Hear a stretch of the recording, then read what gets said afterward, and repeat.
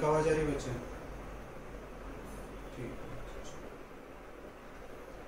तो आज हम लोग जो है बच्चे ईवीएस में पेपर जो तुम्हारा ईवीएस है, ठीक है, पीपल एनवायरनमेंट जो है बच्चे, उसमें हमें क्लाइमेट चेंज को समझना है। क्लाइमेट चेंज को समझने से पहले दो तीन चीज़ें हमें समझनी होती है बच्चे कि ग्रीन हाउस इफेक्ट क्या होता है, ठीक है। ग्रीन हाउस इफेक्ट को हमें समझना होता है। और ग्रीन हाउस जो इफेक्ट है बच्चे, ग्रीन हाउस जो इफेक्ट है बच्चे, उसके वजह से ग्लोबल वार्मिंग होता है और ग्लोबल वार्मिंग की वजह से क्लाइमेट चेंज माना जाता है। तो सबसे पहले ये समझना होता है बच्चे कि जो ग्रीन हाउस इफेक्ट है बच्चे, ठीक है ना, वो ग्रीन हाउस गैसेस की वजह से होता है। ग्रीन हाउस गैसेस होती हैं बच्चे, ठीक है। ग्रीन हाउस गैसेस को हम लोग दो पार्ट में डिवाइड कर लेते हैं। तो कंट्रोल्ड ग्रीन हाउस गैसेस होती हैं, ठीक है, और एक अनकंट्रोल्ड ग्रीन हाउसेस होती हैं। कंट्रोल्ड ग्रीन हाउसेस का मतलब ये होता है कि अगर उनका उत्पादन हम लोग सीमित कर देते हैं बच्चे, अगर उनके उत्पादन को अगर हम लोग नियंत्रित कर लेते हैं, रोक लेते हैं, तो ग्रीन हाउस जो गैसेस हैं, ठीक है ना, उनका उत्पादन या उनका उत्सर्जन जो होगा वो क्या होगा, कम हो जाएगा। जैसे कार्बन डाइऑक्साइड जो है बच्चे वो ग्रीन हाउस गैसेस है। अब तुम्हें पता है कि कार्बन डाइऑक्साइड या कार्बन मोनोऑक्साइड या CFC जो है बच्चे ये ग्रीन हाउस गैसेस है। तो अगर हम लोग रेफ्रिजरेटर और AC का उपयोग कम करना शुरू कर दें बच्चे, उपयोग अगर हम कम करें उनका, तो सिंपल सी बात है कि ग्रीन हाउस गैसेस का उत्सर्जन जो होगा वो क्या होगा, कम होगा। तो कुछ कंट्रोल्ड ग्रीन हाउस गैसेस होती हैं और कुछ अनकंट्रोल्ड ग्रीन हाउस गैसेस होती हैं। जैसे वाटर वेपर, जल वाष्प जो है बच्चे, वो भी एक प्रकार का ग्रीन हाउस गैसेस में आता है। जो वाटर वेपर है बच्चे वो हमारे नियंत्रण में नहीं है। कि जो जल वाष्प हो रहा है बच्चे, जो जल वाष्प का उत्सर्जन हो रहा है, जो जल वाष्प का निर्माण हो रहा है, वो मानव के वजह से हो रहा है। जल वाष्प जो बनता है बच्चे, उस पर कहीं ना कहीं सूर्य के लाइट का बहुत अधिक प्रभाव होता है बच्चे। तो सूर्य के लाइट को तो हम लोग नियंत्रित नहीं कर सकते हैं बच्चे, इसीलिए जो जल वाष्प होता है वो एक प्रकार से अनकंट्रोल्ड ग्रीन हाउस होता है बच्चे।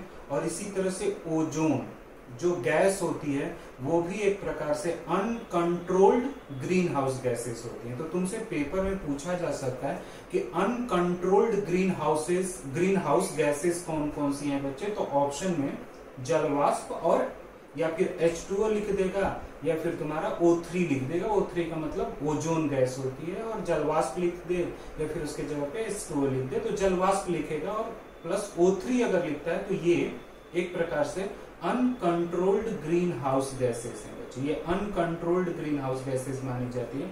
और कुछ जो होती हैं बच्चे वो कंट्रोल्ड ग्रीन हाउस गैसेस आती हैं बच्चे। हाँ प्रियंका क्या बोले बच्चे? हाँ, और एक ओजोन गैस है, ओजोन को O3 में क्या करते हैं हम लोग, रिप्रेजेंट करते हैं। ओजोन गैस को O3 से क्या किया जाता है, रिप्रेजेंट किया जाता है। ओजोन गैस और जलवाष्प जो है बच्चों वो एक प्रकार से ग्रीन हाउस गैसेस मानी जाती है बच्चे। आई बात समझ में? और इन ग्रीन हाउस गैसेस के वजह से ही बच्चे ग्लोबल वार्मिंग का मतलब जो वैश्विक तापमान में वृद्धि हो रही है बच्चे, ठीक है, जो वैश्विक तापमान में वृद्धि हो रही है वो ग्रीन हाउस गैसेस की वजह से हो रही है। अगर तापमान में परिवर्तन आ जाए बच्चे, आर्द्रता में परिवर्तन आ जाए, हवा में परिवर्तन, यानी तापमान, पवन और आर्द्रता, इन तीनों में अगर परिवर्तन आना अगर शुरू हो जाता है बच्चे, उसे ही एक प्रकार से हम लोग जलवायु परिवर्तन बोलते हैं। तो अगर तुमसे कोई ये पूछेगा कि जलवायु परिवर्तन क्या होता है, क्लाइमेट चेंज क्या होता है, तो कहना है कि तापमान में अगर परिवर्तन होना शुरू हो जाए, पवन जो है मतलब जो हवा है उसमें अगर हमें परिवर्तन दिखना शुरू हो जाए, और जो आर्द्रता होती है बच्चे उसमें अगर परिवर्तन दिखना शुरू हो जाए और बहुत तेजी से परिवर्तन अगर आना शुरू हो जाए बच्चे, तो उसको एक प्रकार से हम लोग क्या बोल देते हैं, जलवायु परिवर्तन बोलते हैं बच्चे। तो ग्रीन हाउस गैसेस के वजह से ग्लोबल वार्मिंग, और ग्लोबल वार्मिंग जो है बच्चे वो क्या लाएगा, आपके सामने लाकर खड़ा कर देगा क्लाइमेट चेंजेस बच्चे, जिसको हम लोग जलवायु परिवर्तन बोलते हैं बच्चे। तो इसमें सबसे पहले हमें समझना होता है बच्चे कि हरित गृह प्रभाव क्या होता है, ग्रीन हाउस इफेक्ट क्या होता है, क्योंकि इससे क्वेश्चन पूछा जाएगा। और इसमें देखो बच्चे लिखा भी जा रहा है, चलो इधर डिस्प्ले पर ध्यान दो। मानव निर्मित कारणों से हो रहे ग्रीन हाउस, मानव निर्मित कारणों से हो रहे, ठीक है ना, ग्लोबल वार्मिंग का ये सबसे प्रमुख कारण है बच्चे। यानी जो ग्लोबल वार्मिंग है बच्चे उसके लिए रिस्पॉन्सिबल कारण कौन है, मानव।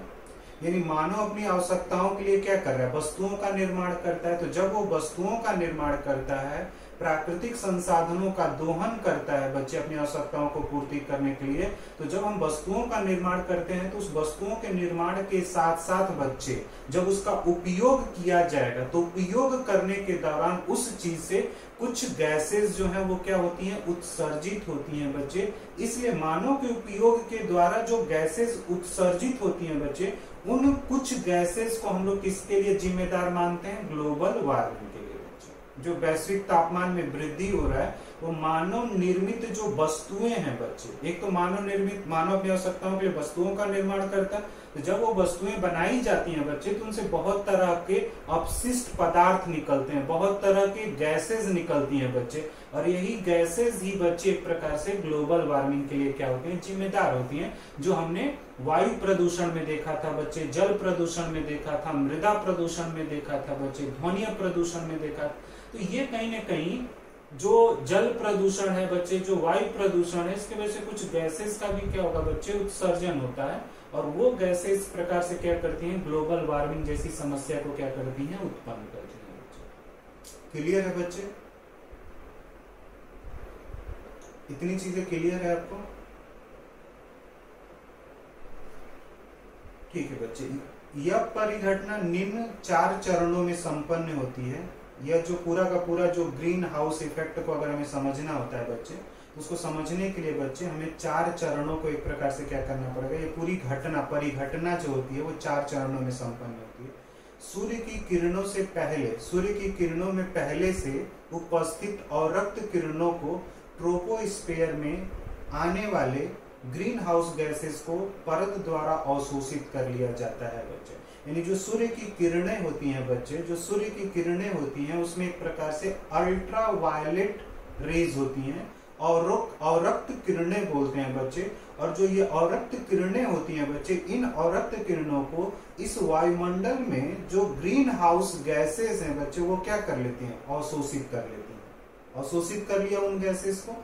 कुछ उन किरणों को पृथ्वी के द्वारा भी क्या किया जाता है, अवशोषित किया जाता है। और पृथ्वी पे जो जीव जंतु, पेड़ पौधे हैं बच्चे, वो भी अवरक्त किरणों में से कुछ किरणों को एक प्रकार से क्या कर सकते हैं, करते हैं बच्चे, अवशोषित करते हैं बच्चे। इतनी चीजें क्लियर है बच्चे? ठीक है। और ध्यान में रखना बच्चे कि ट्रोपोस्फीयर यानी स्थल मंडल पे को हम लोग एक तरह से यानी वायुमंडल को आप 5 भागों में क्या कर लेते हैं, डिवाइड कर लेते हैं।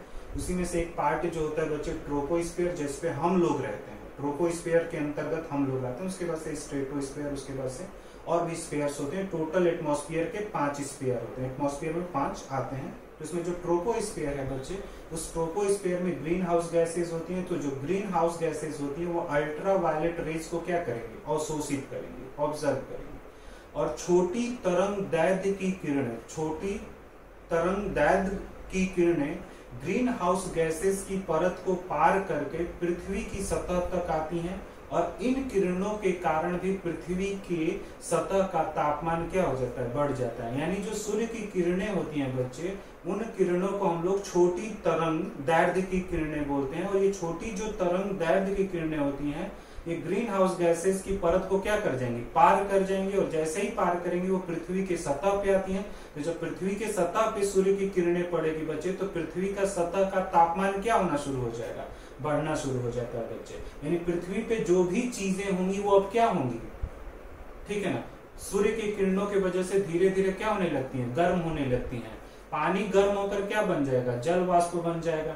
ठीक है। जलीय जो तंत्र है वो भी सूर्य की किरणों को क्या करता है, अवशोषित करता है। जो भवन होते हैं वो भी एक प्रकार से क्या कर लेते हैं, सूर्य की किरणों को अवशोषित कर लेते हैं। और कुछ समय के बाद अवरक्त जो किरणें होती हैं बच्चे, जो अल्ट्रावायलेट जो रेज होती हैं, उनका उत्सर्जन क्या होने लगता है, शुरू होने लगता है बच्चे। ठीक है। जो चीजें अवशोषित कर ली जाती हैं बच्चे, फिर वो रिलीज भी होती है, कुछ समय के बाद निकलनी शुरू होती है। तो ग्रीन हाउस जो गैसेस हैं उन्होंने भी सूर्य की किरणों को अवशोषित कर रखा है। जो पृथ्वी पर चीजें हैं बच्चे, उन्होंने भी सूर्य की किरणों को क्या कर रखा है, अवशोषित कर रखा है। तो जब वो गैस का उत्सर्जन करेंगी तो ग्रीन हाउस गैसेस के द्वारा जो गैसों का उत्सर्जन हो रहा है बच्चे, ठीक है, और पृथ्वी पे से जो चीजें हैं उनसे जो गैसेस का उत्सर्जन हो रहा है उसके वजह से बच्चे पृथ्वी का तापमान बढ़ेगा या कम होगा? बढ़ जाएगा बच्चे। तो इसी वजह से पृथ्वी का तापमान क्या हो जाता है? बढ़ जाता है। यानी ग्रीन हाउस जो गैसेस हैं उनके वजह से भी पृथ्वी का तापमान बढ़ता है, और पृथ्वी पे जो चीजें हैं बच्चे, जो भी ऑब्जेक्ट हैं, उन ऑब्जेक्ट से जब अल्ट्रावायलेट रेज निकलनी शुरू होती है बच्चे, उनसे जब सूर्य की अवशोषित किरणें जब निकलेंगी एक उष्मा के रूप में बच्चे, तो उससे भी पृथ्वी का तापमान क्या हो जाता है बच्चे? बढ़ जाता है। यानी गर्म, देखो नीचे पैराग्राफ में लिखा भी है कि गर्म हो चुके इन गैसों से पृथ्वी की दिशा में पुनः अवरक्त किरणों का उत्सर्जन होगा। इस प्रकार पृथ्वी से विमुख हुई उष्मा ऊर्जा ट्रोपोस्फीयर के निचले हिस्से में एकत्र होती रहती है। इससे स्थल, जल और वायुमंडल के निचले हिस्से का औसत तापमान क्या हो जाता है? बढ़ जाता है, और इसी परिघटना को हम लोग एक तरह से बच्चे ग्लोबल वार्मिंग बोलते हैं। यानी ग्रीन हाउस गैसेस के वजह से, जो ग्रीन हाउस गैसेस सूर्य की किरणों को अवशोषित कर रही हैं बच्चे, उसके वजह से भी पृथ्वी पे स्ट्रेटोस्फीयर में ही तो ग्रीन हाउस गैसेस हैं बच्चे। तो जो ग्रीन हाउस गैसेस जब उष्मा को रिलीज करेंगी और पृथ्वी के द्वारा जो उष्मा निकल रहा है बच्चे, तो वो पूरे निचले स्तर पे क्या करेगा? जो स्थल मंडल है बच्चे, जो जल मंडल है और जो वायुमंडल है, वो पूरा का पूरा जो निचला लेवल होता है बच्चे, जो निचला हिस्सा होता है, वो पूरी तरह से क्या हो जाता है? गर्म हो जाता है। और इसी परिघटना को बच्चे एक प्रकार से क्या बोला जाता है? ग्लोबल वार्मिंग बोलते हैं बच्चे। आई बात समझ में? इसी परिघटना को एक प्रकार से आप क्या बोलते हैं? ग्लोबल वार्मिंग बोलते हैं बच्चे। क्लियर है या नहीं? ठीक है, अब तुमसे क्वेश्चंस क्या पूछा जाएगा? तुमसे पूछा जाएगा कि ग्रीन हाउस गैसेस, ठीक है ना, एटमॉस्फेयर के किस स्फीयर में पाई जाती हैं? तो वहां पे ऑप्शन में तुम्हें ट्रोपोस्फीयर क्या करना पड़ेगा? टिक करना पड़ेगा। ट्रोपोस्फीयर में ये सारी ग्रीन हाउसेस जो होती हैं वो हमें दिखती हैं, मिलती हैं बच्चे। वायुमंडल के ट्रोपोस्फीयर में होती है, और ट्रोपोस्फीयर में मानव भी रहता है, जलीय जीव जंतु भी रहते हैं, पेड़ पौधे भी रहते हैं, और इन ग्रीन हाउस गैसेस का मानव के ऊपर भी तो प्रभाव पड़ता ही पड़ता है बच्चे। उसके अलावा किसके ऊपर प्रभाव पड़ेगा? जीव जंतु, एक्विटिक यानी जलीय जो जीव जंतु होते हैं उनके ऊपर भी क्या होता है? प्रभाव पड़ता है बच्चे। तो ये चीजें क्या करना है? ध्यान में तुम्हें रखना है। नीचे जब आओगे बच्चे तो ये तुम्हारे सामने ग्रीन हाउस गैसेस दिख रही होंगी लिखी हुई बच्चे। यानी बढ़े तापमान की मात्रा तथा दर ग्रीन हाउस गैसेस के घनत्व पर निर्भर करता है बच्चे। और ये प्रमुख ग्रीन हाउस गैसेस हैं बच्चे, जिसमें मैंने H2O, जिसको मैंने जलवाष्प बोला था, CO2, CH4, NO2, HFC, PFC, SF6 और CFC बच्चे, ये सारे के सारे कौन सी गैसेस हैं? ग्रीन हाउस गैसेस हैं। और क्योटो प्रोटोकॉल हुआ था बच्चे, और उस क्योटो प्रोटोकॉल में के अंतर्गत 6 ग्रीन हाउस गैसेस आती हैं बच्चे। कितनी? क्योटो प्रोटोकॉल के अंतर्गत 6 ग्रीन हाउस गैसेस आती हैं। क्योटो प्रोटोकॉल ने, जो क्योटो प्रोटोकॉल हुआ था देशों के बीच में बच्चे, उन्होंने 6 गैसेस को एक तरह से ग्रीन हाउस गैसेस माना है बच्चे।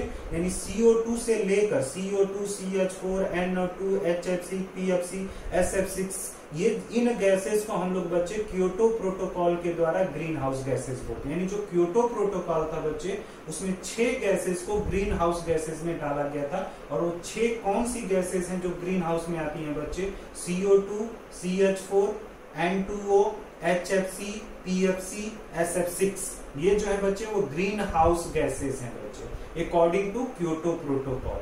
और जो CFC है बच्चे, ये भी एक प्रकार से ग्रीन हाउस गैसेस में CFC, SF6 को भी रखा जाता है। तो पहले तो 6 ही ये लोग रखते थे।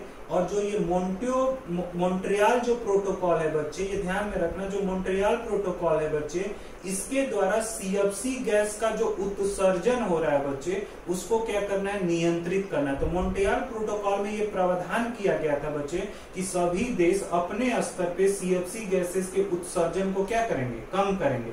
और क्योटो प्रोटोकॉल में क्या हुआ था? ये जो तुम्हारे डिस्प्ले पर 6 गैसेस दिख रही हैं, इनके उत्सर्जन को क्या किया जाएगा? कम किया जाएगा बच्चे। जो क्योटो प्रोटोकॉल है वो भी ग्रीन हाउस गैसेस से ही संबंधित है, लेकिन जो मॉन्ट्रियल प्रोटोकॉल है वो सीधा किसको टारगेट करता है? CFC गैसेस को। ये अंतर कर लेना तुम्हें। यानी मॉन्ट्रियल प्रोटोकॉल में सीएफसी गैसेस को हाईलाइट किया गया है और क्योटो प्रोटोकॉल में बच्चे 6 गैसेस हैं जो ग्रीन हाउस गैसेस हैं, और इन ग्रीन हाउस गैसेस के वजह से बच्चे एक प्रकार से ग्लोबल वार्मिंग होता है, और ग्लोबल वार्मिंग का जो अगला चरण होता है बच्चे वो जलवायु परिवर्तन होता है। इतनी चीजें आप लोग को समझ में आई।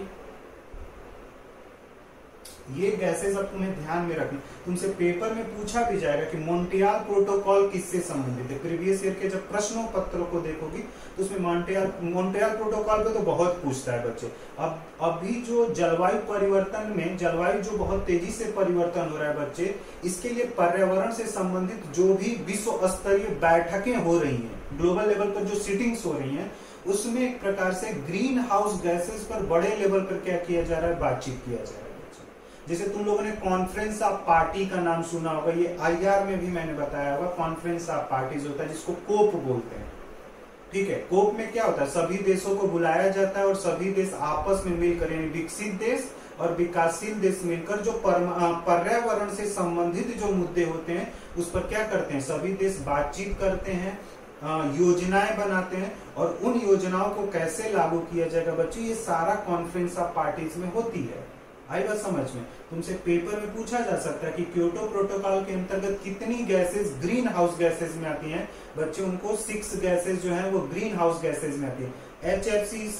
HFC और ये CFC है, PFC लिख दिया है तो इसको ना CFC कर लेना बच्चे, HFC CFC और SF6 बच्चे, इनको ना F गैस भी बोलते हैं। फ्लोरीन होता है ना, इसको फ्लोराइड फ्लोरीन्स होता है इन गैसेस में, तो इनको F गैस भी बोला जाता है बच्चे। तो ये PFC को ना CFC कर लेना, क्लोरीन, ठीक है, क्लोरोफ्लोरो कार्बन्स होते हैं बच्चे, जो काफी खतरनाक माने जाते हैं ओजोन गैस के लिए।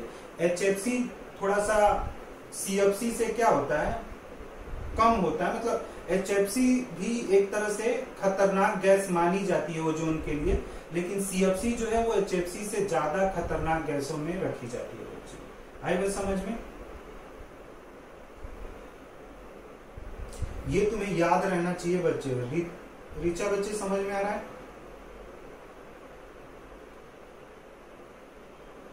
ठीक है, तो ये याद रखना है बच्चे, इनसे क्वेश्चंस पूछेगा पेपर में, तो बहुत ध्यान से सुन लेना, जहां भी कंफ्यूजन है उसको पूछ लेना है बच्चे, ठीक है ना।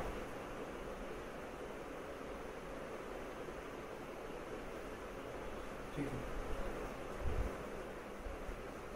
आगे जब आओगे तो पृथ्वी के ट्रोपोस्फीयर में चल रही एक प्रक्रिया जिसमें कुछ गैसें जैसे H2O, CO2, CH4, N2O, F gas के द्वारा पृथ्वी की सतह से उत्सर्जित अवरक्त किरणों को अवशोषित कर लिया जाता है, वह उसके एक भाग को पृथ्वी की दिशा में पुनः उत्सर्जित कर दिया जाता है, चूंकि अवरक्त किरणों का उष्मीय प्रभाव होता है, और इस परिघटना से पृथ्वी के अधिकांश क्षेत्रों में तापमान में वृद्धि होती है। इसे ही हरित गृह प्रभाव बोलते हैं बच्चे। यानी पृथ्वी के जो ट्रोपोस्फीयर है बच्चे, ये पूरी परिघटना जो होती है वो ट्रोपोस्फीयर में होती है, और ट्रोपोस्फीयर में एक्चुअली क्या होता है, H2O, CO2, CH4, NO2, F gas जो होती है वो एक प्रकार से क्या होती है, पृथ्वी के द्वारा पृथ्वी की सतह से क्या हो जाती है, उत्सर्जित हो जाती है, अवशोषित होंगी फिर उत्सर्जित होंगी, और डायरेक्शन क्या हो जाएगा उनका, पृथ्वी के तरफ हो जाएगा। तो डायरेक्शन उन गैसेस का अगर डायरेक्शन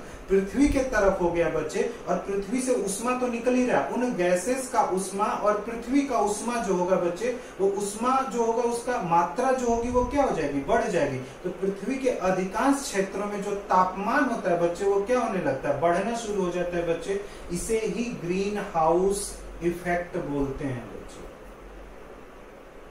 यानी पृथ्वी ने भी सूर्य की किरणों को अवशोषित किया है बच्चे, पृथ्वी ने भी सूर्य की किरणों को अवशोषित किया है, तो पृथ्वी के सतह से भी तो अवरक्त किरणें जो होंगी वो क्या होंगी, उत्सर्जित होंगी बच्चे। और ग्रीन हाउस गैसेस ने भी सूर्य की किरणों को अवशोषित कर रखा है, तो उनसे भी तो उत्सर्जन होगा बच्चे। तो पृथ्वी के सतह से उत्सर्जन और गैसों से उत्सर्जन, तो कहने का मतलब पृथ्वी पर अब जो तापमान होगा बच्चे, वो दोनों प्रक्रियाओं की वजह से क्या हो जाता है, बहुत अधिक हो जाता है, और इसके वजह से पृथ्वी के अधिकांश भागों का तापमान जो होता है बच्चे वो बढ़ना शुरू हो जाता है बच्चे, वृद्धि होने लगती है तापमान में। इसी को बच्चे हम लोग क्या बोलते हैं, ग्रीन हाउस इफेक्ट। क्लियर है? नीचे जब आगे आओगे बच्चे तो वहां पे ग्लोबल वार्मिंग बोला जाता है। ग्लोबल वार्मिंग एक हेडिंग है बच्चे, यानी ट्रोपोस्फीयर के ग्रीन हाउस इफेक्ट के कारण विश्व के अधिकांश हिस्सों में औद्योगिक क्रांति के बाद स्थल, जल, वायुमंडल के औसत तापमान में स्थिर रूप से वृद्धि होती रही है। इस परिघटना को हम लोग ग्लोबल वार्मिंग कहते हैं बच्चे। यानी जो ग्लोबल वार्मिंग है बच्चे वो ग्रीन हाउस इफेक्ट के वजह से, यानी ग्रीन हाउस जो इफेक्ट था बच्चे उसने विश्व के अधिकांश हिस्सों का जो औसत तापमान था बच्चे, उस औसत तापमान में उसने क्या कर दिया, ग्रीन हाउस इफेक्ट के वजह से औसत तापमान में क्या हो गई, वृद्धि हो गई बच्चे। और इस वृद्धि के बच्चे एक स्थिर वृद्धि हो रही है, मतलब वो चल रही है धीरे धीरे। और इस स्थिर वृद्धि ने इस पूरी परिघटना को क्या नाम दिया था बच्चे, ग्लोबल वार्मिंग। ठीक है, जिसको आप लोग ग्लोबल वार्मिंग बोलते हो, वैश्विक उष्णन भी बोला जाता है इसको बच्चे। ये समझ में, यानी तुमसे कोई ये पूछे कि ग्लोबल वार्मिंग क्यों होता है तो क्या आप लोग आंसर दोगे?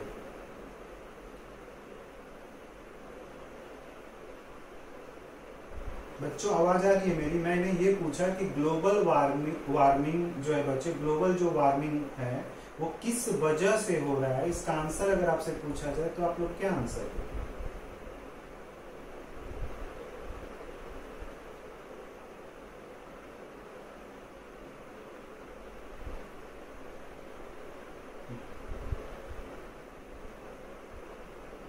ये नहीं, सीधा ये बताना है बच्चे। ग्लोबल वार्मिंग में जब भी पूछा है कि ग्लोबल वार्मिंग क्या है बच्चे, तो उसमें सीधा बताना है कि ग्रीन हाउस इफेक्ट के वजह से, जो ग्रीन हाउस इफेक्ट है बच्चे, उस ग्रीन हाउस इफेक्ट के वजह से, ठीक है ना, ग्रीन हाउस इफेक्ट के वजह से, ठीक है, या फिर औद्योगिक क्रांति के बाद हमने देखा है, इंडस्ट्रियल रिवोल्यूशन के बाद, कि स्थल का जो औसत तापमान है उसमें बहुत तेजी, स्थिर एक वृद्धि हमें दिख रही है। जल के में भी एक प्रकार की स्थिर वृद्धि दिख रही है उसके तापमान में, वायुमंडल में भी एक वृद्धि दिख रही है बच्चे। इसी परिघटना को हम लोग क्या बोलते हैं, ग्लोबल वार्मिंग। या फिर सीधा ये तुम बोल सकते हो कि ग्रीन हाउस इफेक्ट के वजह से ही ग्लोबल वार्मिंग होता है बच्चों। तो तुमसे अगला क्वेश्चन ये पूछा जा सकता है कि अच्छा ग्रीन हाउस गैसेस कौन सी होती हैं? तो तुम्हारे पास तो है ही carbon monoxide, HFC, CFC, HFC, ठीक है, ये गैसेस का नाम तुम क्या कर सकते हो, बता सकते हो। और इन गैसेस की वजह से ही ग्रीन हाउस इफेक्ट होता है। और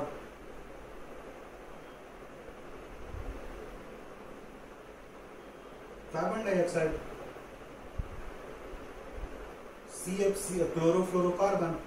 अरे तुम लोग, कहने का मतलब तुम लोग ना बच्चे, जो मैं देता हूँ जब तुम लोगों को मैंने, ठीक है ना, वायु प्रदूषण, जल प्रदूषण पढ़ा है, उसमें वो गैसेस मैंने बताई थी।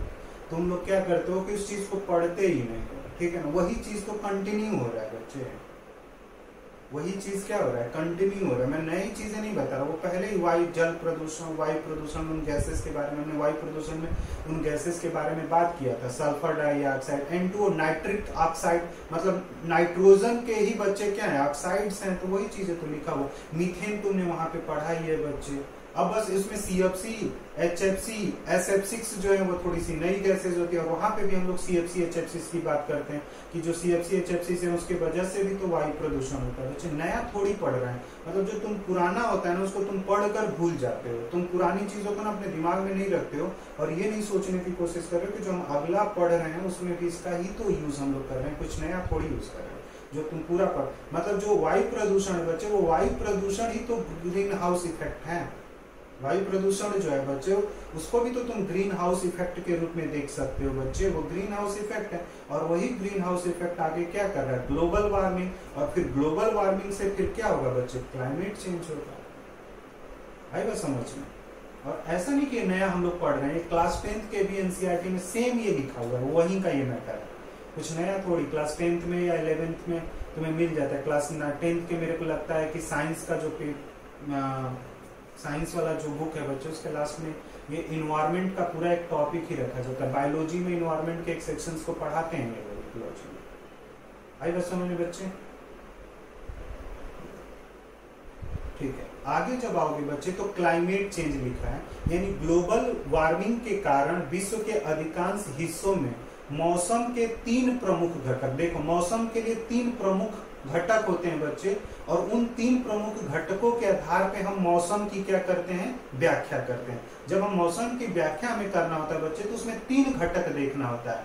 तो उसमें 3 घटक में क्या आएगा बच्चे, तापमान, पवन और वर्षा, ठीक है, जिसको कहीं कहीं पे आर्द्रता भी लिख देते हैं बच्चे, यानी तापमान, पवन और वर्षा। अब यहाँ पे बोला जा रहा है बच्चे कि ग्लोबल वार्मिंग के कारण विश्व के अधिकांश हिस्सों में मौसम के 3 प्रमुख घटकों में तापमान, पवन, वर्षा में दीर्घकालिक परिवर्तन हुए, यानी तापमान जो है वो कंटिन्यू बढ़ रहा है बच्चे, पवनें जो है वो उतनी चल नहीं रही है, वर्षा में भी बड़ा फ्लक्चुएशन हमें दिखता है, कभी वर्षा होती है नहीं होती है, तो अलग अलग भागों में अलग अलग तुम्हें वर्षा दिखेगा। दिल्ली में जो बारिश होती है बच्चे वो कम होती है, कहने का मतलब बारिश के लिए पवन और तापमान की भी क्या होती है, जरूरत होती है। दिल्ली में बारिश कम होती है, हरियाणा में बारिश कम होती है बच्चे, लेकिन क्या साउथ भारत जो है बच्चे, यानी दक्षिण जो भारत के राज्य हैं, क्या बारिश वहां पे भी कम होती है? नहीं, क्योंकि मानसून तो उधर से बनता है, बारिश वहां पे ज्यादा होती है। तो कहने का मतलब क्या दिल्ली में अभी जो इतनी बारिश कम होने लगी है, बारिश इतनी कम होती है दिल्ली या दिल्ली के आसपास के शहरों में, क्या आज से 30 साल पहले भी, 30 साल 35 साल पहले भी इतनी ही कम बारिश हो रही थी? तो उसका आंसर है नहीं। 30 से 35 साल पहले से ज्यादा बारिश हो रही थी, और उस 30 से 35 साल अगर पीछे हम जाएं तो फिर उस समय का मौसम एक अलग प्रकार की उसकी व्याख्या होती थी। तो ये जो मौसम दिल्ली का हो चुका है बच्चे, या दिल्ली के आसपास के जो राज्य, उनमें जो ये मौसम है, हमें एक परिवर्तन जो दिख रहा है बच्चे, वो किस वजह से परिवर्तन दिख रहा है? ग्लोबल वार्मिंग के वजह से। यानी तापमान, पवन और वर्षा में अगर दीर्घकालिक परिवर्तन शुरू हो जाए बच्चे, तो इन्हीं परिवर्तनों को हम लोग क्लाइमेट चेंज बोलते हैं। यानी तुमसे सीधा बोलना है कि क्लाइमेट चेंज का मतलब ये होता है कि तापमान, वर्षा और पवन में दीर्घकालिक परिवर्तन आने अगर शुरू हो जाते हैं, तो उन परिवर्तनों को ही बच्चे हम लोग क्या बोलते हैं? क्लाइमेट चेंज बोलते हैं। और जो ये क्लाइमेट चेंज हो रहा है वो किसके वजह से हो रहा है बच्चे? ग्लोबल वार्मिंग के वजह से। ग्लोबल वार्मिंग ने क्या कर दिया? मौसम के जो 3 प्रमुख घटक हैं बच्चे, उनमें एक प्रकार का असंतुलन पैदा कर दिया ना, एक असंतुलन आ गया बच्चे, और इसी असंतुलन की वजह से ही तो क्लाइमेट चेंज जो है वो क्या हो रहा है, आ रहा है। क्लाइमेट चेंज जैसी चीजें दिख रही हैं। अब अगर बारिश कम हो रहा है बच्चे, तो कहने का मतलब बारिश अगर कम हो रहा है तो कहने का मतलब हो सकता है कि वाष्पीकरण जो है प्रक्रिया वो कम हो रही होगी, ठीक है, वाष्पीकरण की प्रक्रिया कम हो रही होगी, तो बादल भी कम बन रहा होगा, तो बारिश भी क्या हो रही, कम हो रही। या फिर हो सकता है कि बादल को एक जगह से दूसरे जगह शिफ्ट करने के लिए वायु और पवनों की क्या होती है, आवश्यकता होती है। पवन में उतनी क्षमता ना हो तो क्लाउड क्या हो रहा है, कहीं बन रहा है, वहीं पर बारिश किया, क्लाउड क्या हो गया, खत्म हो गया बादल, दूसरी जगह बारिश पहुंच नहीं पाई बच्चों। ये भी एक रीजन हो सकता है, आई बात समझ। या समुद्र और जो आपके क्षेत्र उनके बीच की दूरी बहुत अधिक हो चुकी है बच्चे, इसके वजह से भी मानसून जो है वो बन नहीं पाता है बेहतर बच्चे, इसलिए बारिश नहीं हो पाती है। तो ये चीजें जर्नलिस्ट में ध्यान में रखना होता है कि जो क्लाइमेट चेंज है बच्चे, वो एक दीर्घकालिक परिवर्तन की वजह से, यानी मौसम में एक दीर्घकालिक परिवर्तन दिखने शुरू हो जाए बच्चे, तो उसको हम लोग क्या बोलेंगे, जलवायु बोलते हैं। यानी जो मौसम है, मानसून, एक मौसम और एक जलवायु में अंतर होता है बच्चे, मौसम और जलवायु में अंतर होता है। किसी जगह के जलवायु में परिवर्तन आने में लगभग 30 वर्ष लगता है, औसतन 30 वर्ष लगता है। किसी जगह के क्लाइमेट में परिवर्तन आने में लगभग 30 वर्ष आता है बच्चे, यानी 30 वर्ष बाद तुम्हें समझ में आएगा कि यहाँ का तापमान, वर्षा और पवन, इन सभी में एक प्रकार से क्या हो रहा है, परिवर्तन। लेकिन जलवायु में 30 वर्ष का समय लगने के बाद जलवायु परिवर्तित हुआ हमें दिखाई देता है। लेकिन जो मौसम होता है बच्चों, वो बहुत तेजी से परिवर्तित होता है। सुबह का मौसम कुछ होगा, दोपहर में मौसम कुछ होगा, शाम के 4 बजे मौसम कुछ होगा बच्चे, 8 बजे कुछ होगा, 10 बजे कुछ होगा, 12 बजे कुछ होगा, सुबह में मौसम जो होगा वो कुछ होगा। तो मौसम में तो बहुत जल्दी परिवर्तन आता है बच्चे, लेकिन जलवायु में जो परिवर्तन होता है वो बहुत धीरे धीरे होता है, और बहुत धीरे धीरे होगा, और उसका परिणाम मुझे बहुत समय बाद दिखता है बच्चे, जिसको हम लोग दीर्घकालिक परिवर्तन बोलते हैं बच्चे। वही चीजें यहाँ पे लिखा है बच्चे तुम्हारा कि ग्लोबल वार्मिंग के कारण विश्व के अधिकांश हिस्सों में मौसम के 3 प्रमुख घटक तापमान, पवन, वर्षा में दीर्घकालिक परिवर्तन हुए हैं। इन स्थिर परिवर्तनों को क्लाइमेट चेंज कहा जाता है। वर्ल्ड मेट्रोलॉजिकल ऑर्गेनाइजेशन के अनुसार मौसम के दीर्घकालिक, यानी कम से कम 30 वर्षों के औसत को जलवायु कहते हैं। यानी किसी मौसम का, कोई मौसम है बच्चे, और उस मौसम को तुम्हें जलवायु बोलना है, तो उस मौसम को अगर जलवायु तक लाना है बच्चे, तो उस मौसम को हम 30 वर्ष तक क्या करेंगे, ऑब्जर्व करेंगे, और 30 वर्ष के बाद उस मौसम को हम किस में रख सकते हैं, जलवायु में रख सकते हैं, क्लाइमेट में रख सकते हैं बच्चे। आई बात समझ में? बच्चे क्लियर है इतनी चीजें या नहीं?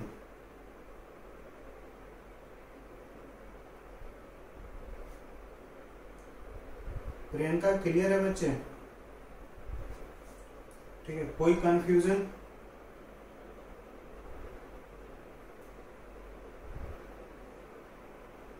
हाँ, वो तो मैं क्लियर कर, वो अभी आएगा बच्चे, अभी तो मैंने बताया नहीं इतना। मतलब क्लाइमेट चेंज मतलब जलवायु और मौसम में क्या अंतर होता है ये बता सकते हैं ना, है ना। जलवायु, मौसम में तो बहुत तेजी से क्या होता है, परिवर्तन आता है, लेकिन जलवायु में परिवर्तन बहुत तेजी से नहीं होता है। जलवायु परिवर्तन में लगभग 30 वर्ष क्या होता है, 30 वर्ष का एक औसतन समय लगता है।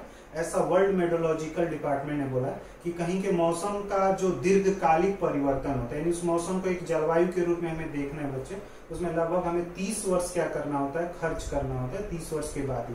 अब जो क्लाइमेट चेंज है बच्चे, इसकी 2 लोगों के द्वारा परिभाषा दी गई है। United nation framework convention on climate change, इसको UNFCCC बोलते हैं, United nation framework convention on climate change बच्चे। अब UNCP जो है बच्चे, वो ग्रीन हाउस गैसेस से रिलेटेड एक्शंस लेती है या नहीं लेती है? UNFCCC ग्रीन हाउस गैसेस से रिलेटेड एक्शन लेगी या नहीं लेगी? UNFCCC ग्रीन हाउस गैसेस से संबंधित क्रिया करेगी या नहीं, मतलब गतिविधियां करेगी या नहीं ग्रीन हाउस गैसेस को लेकर?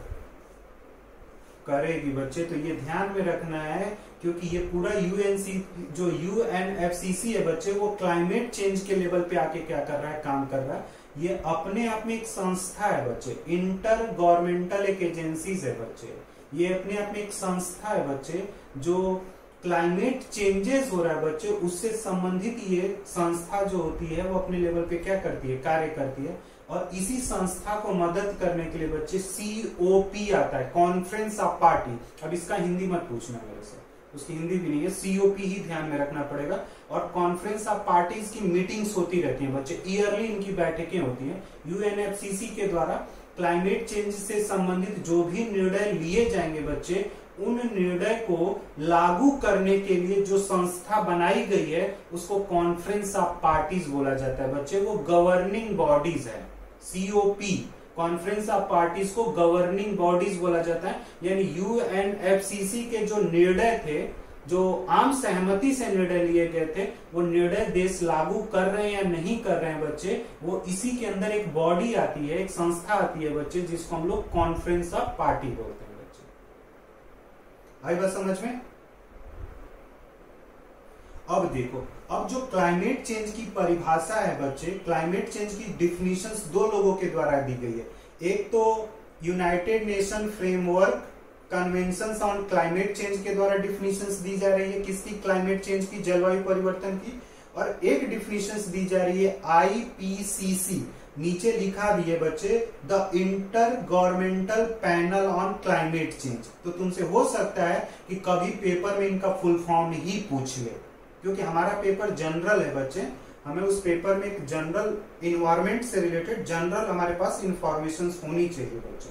पर्यावरण से संबंधित आपके पास एक जनरल नॉलेज होना चाहिए बच्चे।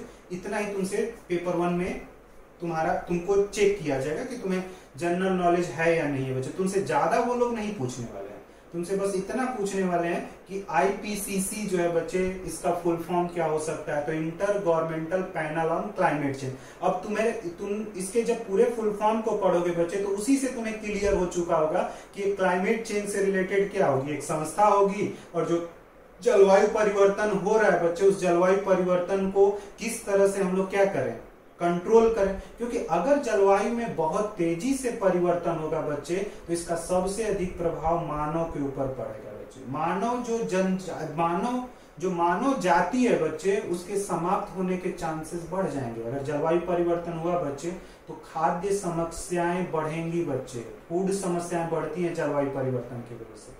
बहुत तरह की खतरनाक बीमारियां जो उत्पन्न होनी शुरू हो जाती हैं बच्चे, वो जलवायु परिवर्तन की वजह से होती हैं बच्चे। हमारी कहते हैं ना कि जो हमारे शरीर की एक प्रतिरोधक क्षमता है बच्चे, वो क्या हो रही है, कम हो रही है। उसमें कहीं ना कहीं जलवायु परिवर्तन का भी एक रोल है बच्चे। ऐसा नहीं कि जलवायु परिवर्तन जो है उसका रोल नहीं है हमारी प्रतिरोधक क्षमता के कम होने में। जो हमें नॉर्मल बीमार हम लोग हो जाते हैं बच्चे, क्यों? क्योंकि हमारी जो इम्यूनिटी सिस्टम है वो धीरे धीरे क्या हो रही है, कमजोर हो रही है। क्यों? क्योंकि हमारे खाने पीने का कल्चर जो है बच्चे वो बहुत परिवर्तित हो चुका है।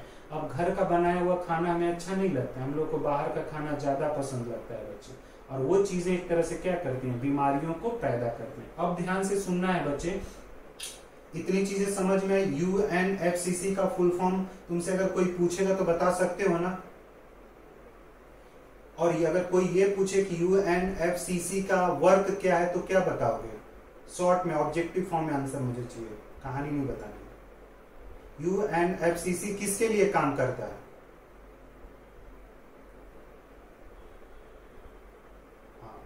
काम करता है, यानी क्लाइमेट चेंजेस में जो चीज, क्लाइमेट चेंजेस जो हो रहा है उसको हम लोग कैसे कंट्रोल कर सकते हैं बच्चे, ठीक है ना? कैसे कंट्रोल किया जा सकता है और क्लाइमेट चेंज के कारण कौन कौन से हैं, उन कारणों को भी ये पता करेगा, तभी तो कंट्रोल से रिलेटेड क्या करेगा बच्चे, पॉलिसीज बनाएगा बच्चे।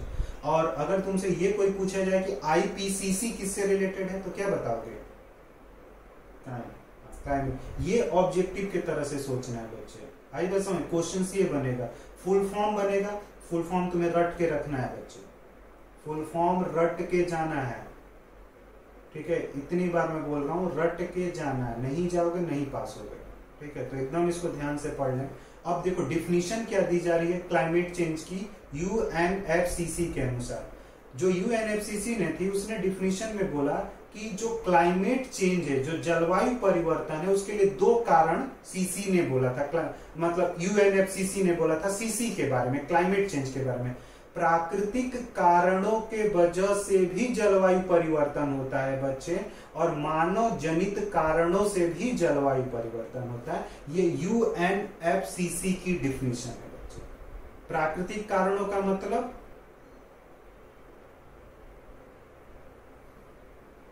बताओ, प्राकृतिक कारणों का मतलब जैसे अभी प्रियंका ने बताया कि ज्वालामुखी है जो विस्फोट होता है बच्चे, ठीक है ना? जो प्राकृतिक आपदाएं आती हैं, जो मानव का हाथ, प्राकृतिक आपदाएं जो है बच्चे, उसके वजह से भी जलवायु में परिवर्तन आता है बच्चे। और दूसरा, मानव जनित कारणों से भी जलवायु में परिवर्तन आता है। लेकिन एक्चुअली आज के समय में व्यवहारिक रूप में ये माना जाता है कि जो जलवायु में परिवर्तन है बच्चे, वो प्राकृतिक कारणों से कम है, मानव जनित कारकों से अधिक है बच्चे। जलवायु में परिवर्तन, जैसे हम लोग क्या कर रहे हैं बच्चे, घरों में हम लोग AC के बिना तो रह नहीं सकते हैं, फ्रिज का पानी न मिले तो जिंदा नहीं रह सकते हैं बच्चे। तो जब फ्रिज चलेगा तो CFC गैसेज निकलेगी, ठीक है? AC जब चलाओगे तो उससे भी CFC गैसेज निकलता है बच्चे, ठीक है? CFC।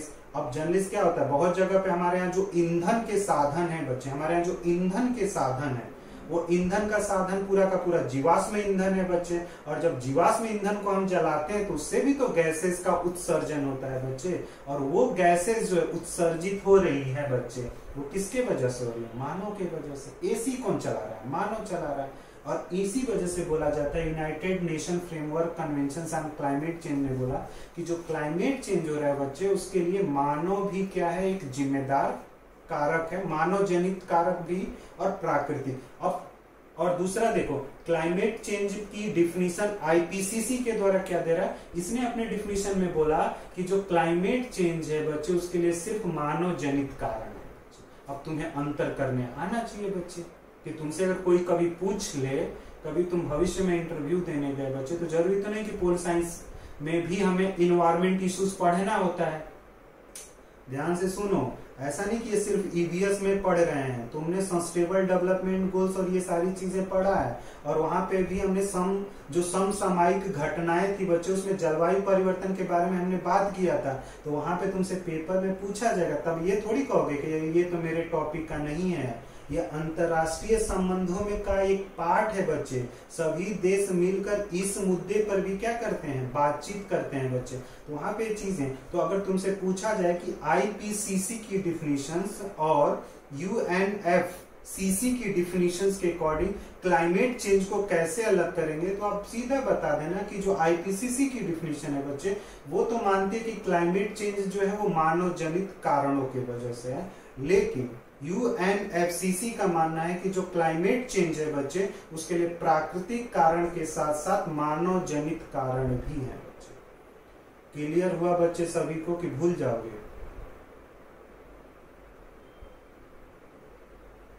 क्लियर बच्चे? रीचा क्लियर है बच्चे?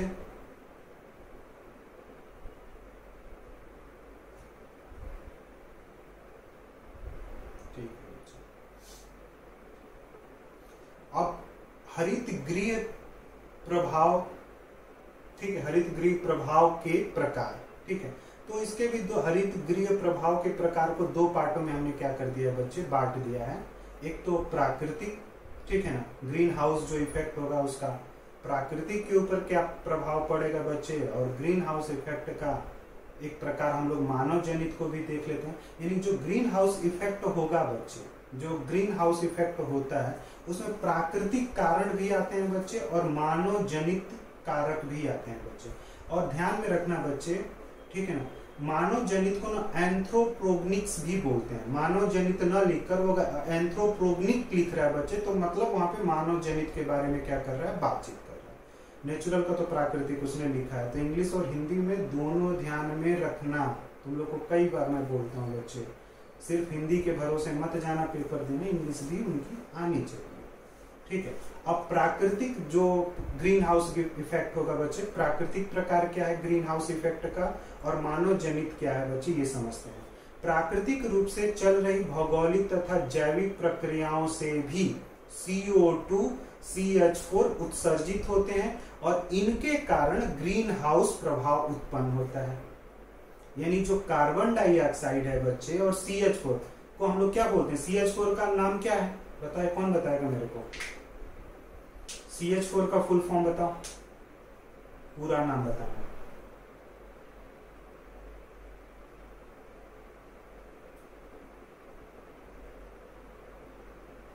CH4 का पूरा नाम कौन बताएगा मुझे?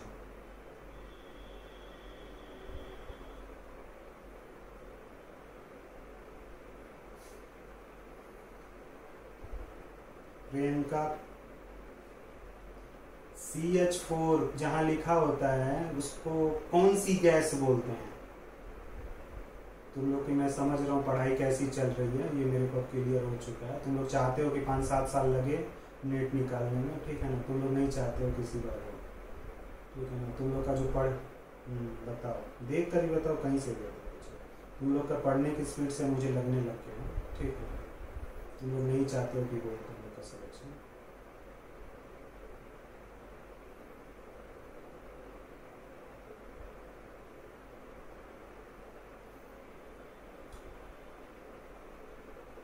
CH4 को मीथेन बोलते हैं, नहीं बताया तुम लोग को।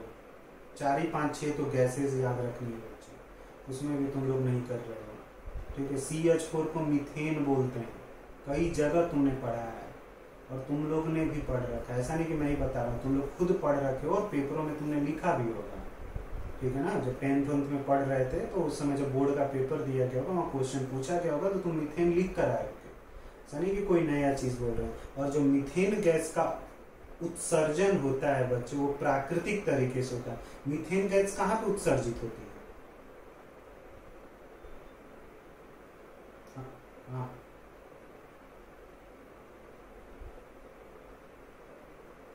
कहाँ पे बच्चे, फिर से बोल।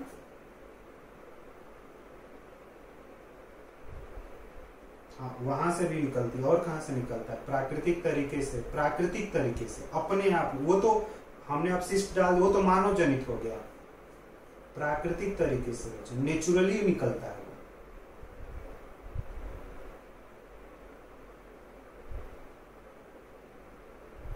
ठीक है, जो पहली यूनिट पढ़ाएगी बच्चे तुम ध्यान से पढ़ोगे। धान की जहाँ खेती की जाती है बच्चे, तो धान की खेत में जब धान की खेती की जाती है वहाँ जो पानी होता है और धान की वहाँ पे प्राकृतिक तरीके से तो मीथेन गैस निकलती है धान की खेतों से, मानव जनित है वो। धान के जो खेत होते हैं बच्चे उसमें बैक्टीरियाज होते हैं, वहाँ से अपने आप ऑटोमेटिक मीथेन गैस निकलती है। और जो CO2 है बच्चे, इसको क्यों प्राकृतिक गैस बोला जा रहा है? इस लाइन में लिखा गया ना, प्राकृतिक रूप से चल रही भौगोलिक तथा जैविक प्रक्रियाओं से भी CO2 और CH4 उत्सर्जित हो रहा है। CO2 प्राकृतिक रूप से कैसे उत्सर्जित हो रहा है, प्रियंका बताएगी।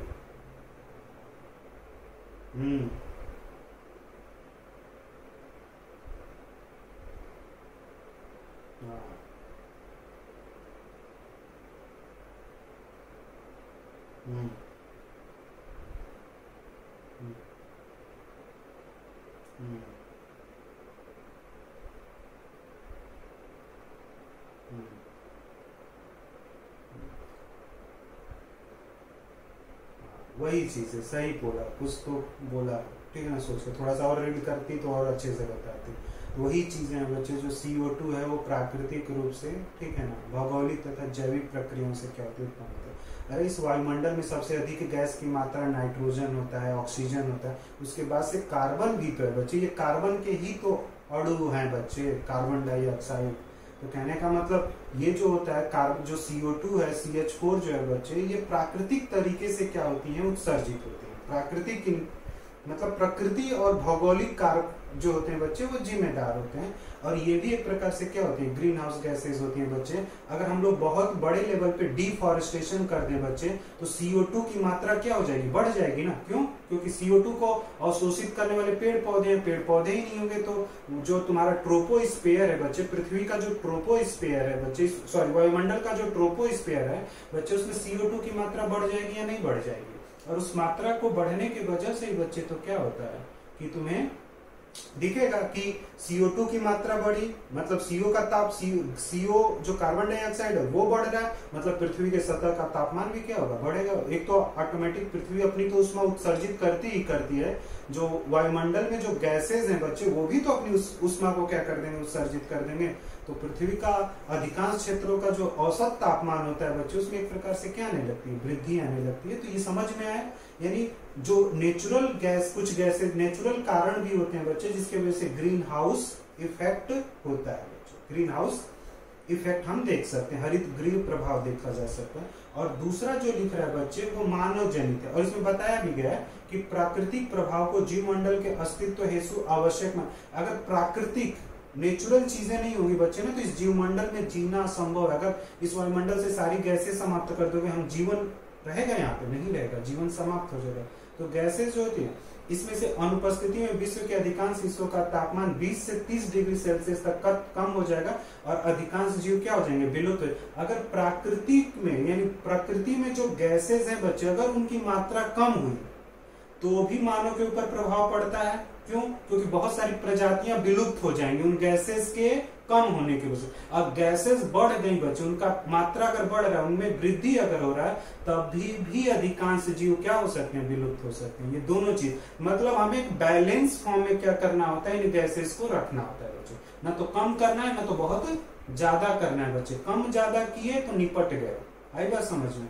तो ये चीजें समझना होता है बच्चे। तो बहुत सारे, अगर तुमसे कोई क्वेश्चन पूछा जाए, कभी तुमसे कोई क्वेश्चन हुआ कभी इंटरव्यू में बच्चे, कि जो आपके देश में बहुत सारी जो कहने का बहुत सारी जो स्पीसीज थी, जो जीव थे बच्चे, जो पेड़ पौधे थे, जो जीव जंतु थे, वो धीरे धीरे क्या हो रहे हैं, विलुप्त हो रहे हैं। इसके कारण क्या है, तो क्या बताओगे तुम लोग?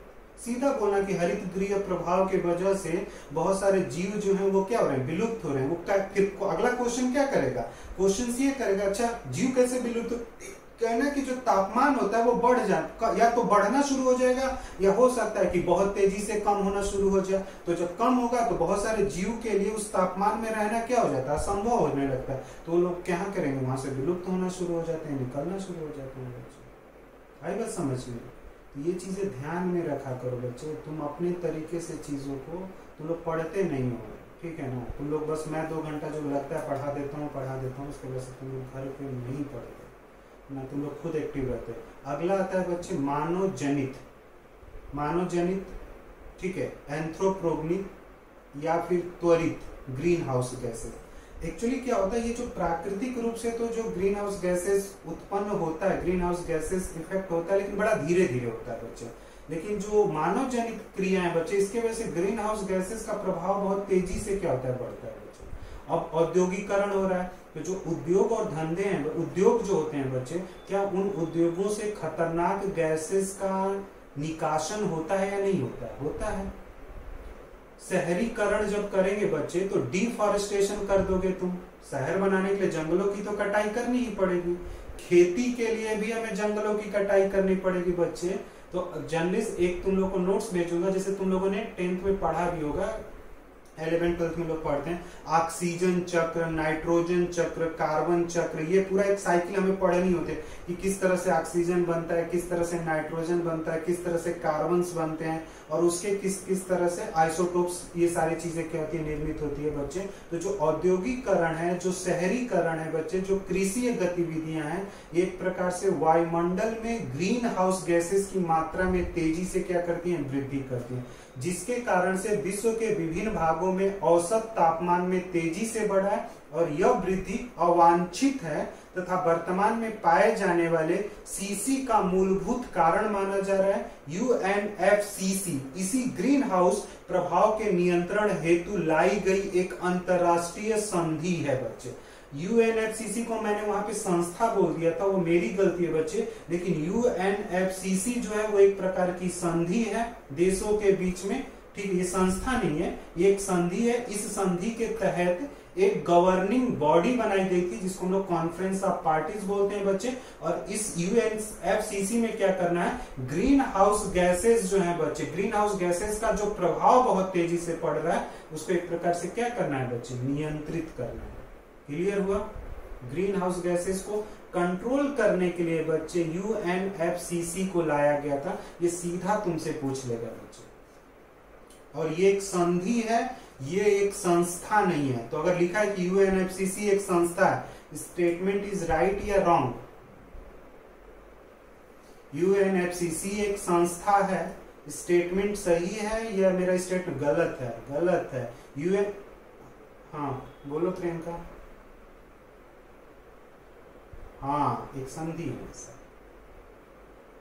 ये सारे संधि हैं बच्चे, ठीक है। संस्था में मेरे को सिर्फ तुम्हें लिखे मिलेगा, वो भी संयुक्त राष्ट्र संघ में पर्यावरण से संबंधित संस्था काम करती है, वो यूएनडीपी है, यूनाइटेड नेशंस डेवलपमेंट, यूएनडीपी, हाँ, यूनाइटेड नेशंस इन्वायरमेंटल प्रोग्राम करके आता है बच्चे का, ठीक है, वो एक संस्था की तरह से वहां पे काम कर रही है बच्चे। क्लियर हुआ ये चीजें बच्चे? तो जो ग्रीन हाउस इफेक्ट है बच्चे, वो कहीं ना कहीं मानव जनित क्रियाओं के वजह से ज्यादा मानी जाती है, ठीक है। और जो प्राकृतिक कारण है बच्चे, प्राकृतिक और जो भौगोलिक कारक होते हैं बच्चे, वो भी ग्रीन हाउस इफेक्ट के लिए जिम्मेदार माने जाते हैं। लेकिन जो ग्रीन हाउस इफेक्ट ज्यादातर है बच्चे, वो किसके वजह से देखा जा रहा है, मानव जनित क्रियाओं के वजह। अब नीचे आओगे बच्चे तो तुमसे पेपर में क्वेश्चंस पूछा जा सकता है, ठीक है। ग्लोबल वार्मिंग के कारण, जो वैश्विक तापमान बढ़ रहा है बच्चे, उसके कारण क्या है बच्चे, किस वजह से ग्लोबल वार्मिंग हो रहा है, ग्लोबल वार्मिंग के कारण क्या है? तो उसमें पहला कारण मैंने लिखा है बच्चे कि खनिज ईंधनों पर अत्यधिक निर्भरता, इसमें सर्वाधिक योगदान ऊर्जा उत्पादक का है। विश्व में सर्वाधिक ऊर्जा उत्पादन ताप विद्युत संयंत्रों से जो कोयला व अन्य खनिज ईंधनों पर आधारित होता है बच्चे। दूसरा सबसे महत्वपूर्ण योगदान परिवहन ईंधनों का है। खनिज ईंधनों के दहन से CO2 अवश्य ही निर्गत होता है।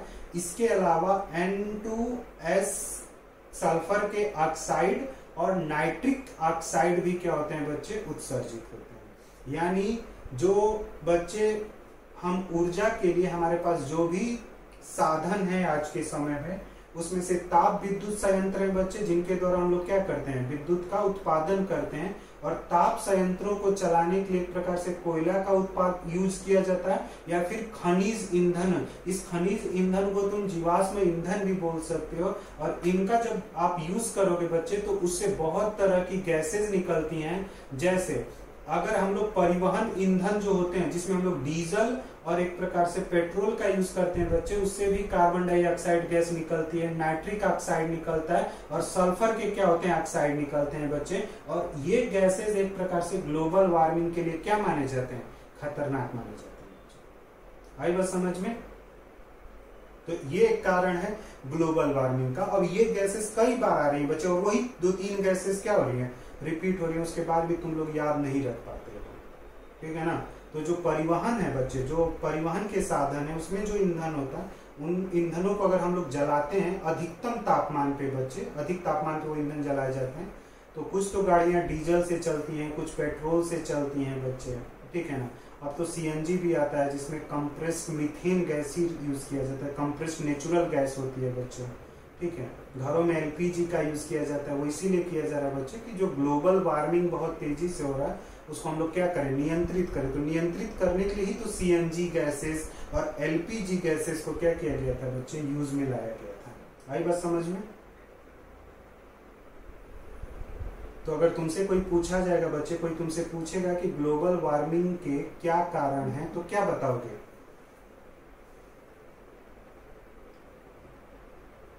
अगर बच्चे को ये पूछे कि ग्लोबल वार्मिंग के क्या कारण हैं, तो क्या आप लोग बताओगे? आवाज आ रही है मेरी या नहीं? कोमल, ऋचा बच्चे आवाज आ रही है या नहीं?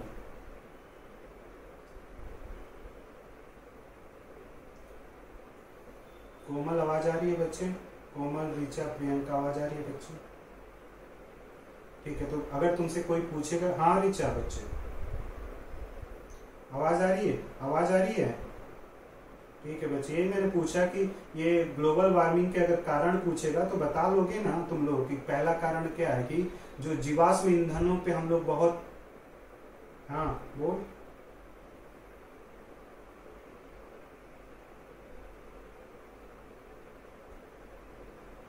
हाँ यही चीज है। वो कहीं खनिज ईंधन के जगह पे ना जीवाश्म ईंधन लिख देना, तो कंफ्यूज मत हो जाना, खनिज ईंधनों को ही जीवाश्म ईंधन बोलते हैं। आई बात समझ में? तो ये चीजें ध्यान में रखना है बच्चे, ठीक है। सेकेंड पॉइंट में आता है बच्चे, उद्योगों से प्रत्यक्ष रूप से होने वाले ग्रीन हाउस गैसेस उत्सर्जन। जैसे सीमेंट उद्योग से CO2 का उत्सर्जन, यह उत्सर्जन कैल्शियम कार्बोनेट को गर्म करने से होता है। तो जो सीमेंट उद्योग होता है बच्चे, उस सीमेंट उद्योग से कैल्शियम कार्बोनेट को जब गर्म करेंगे ना बच्चे, तो वहां से कार्बन डाइऑक्साइड निकलना शुरू हो जाता है।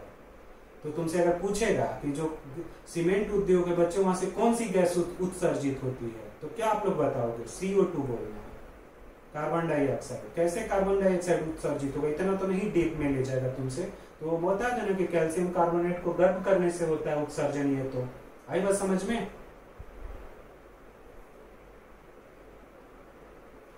आवाज आ रही है मेरी या नहीं बच्चे?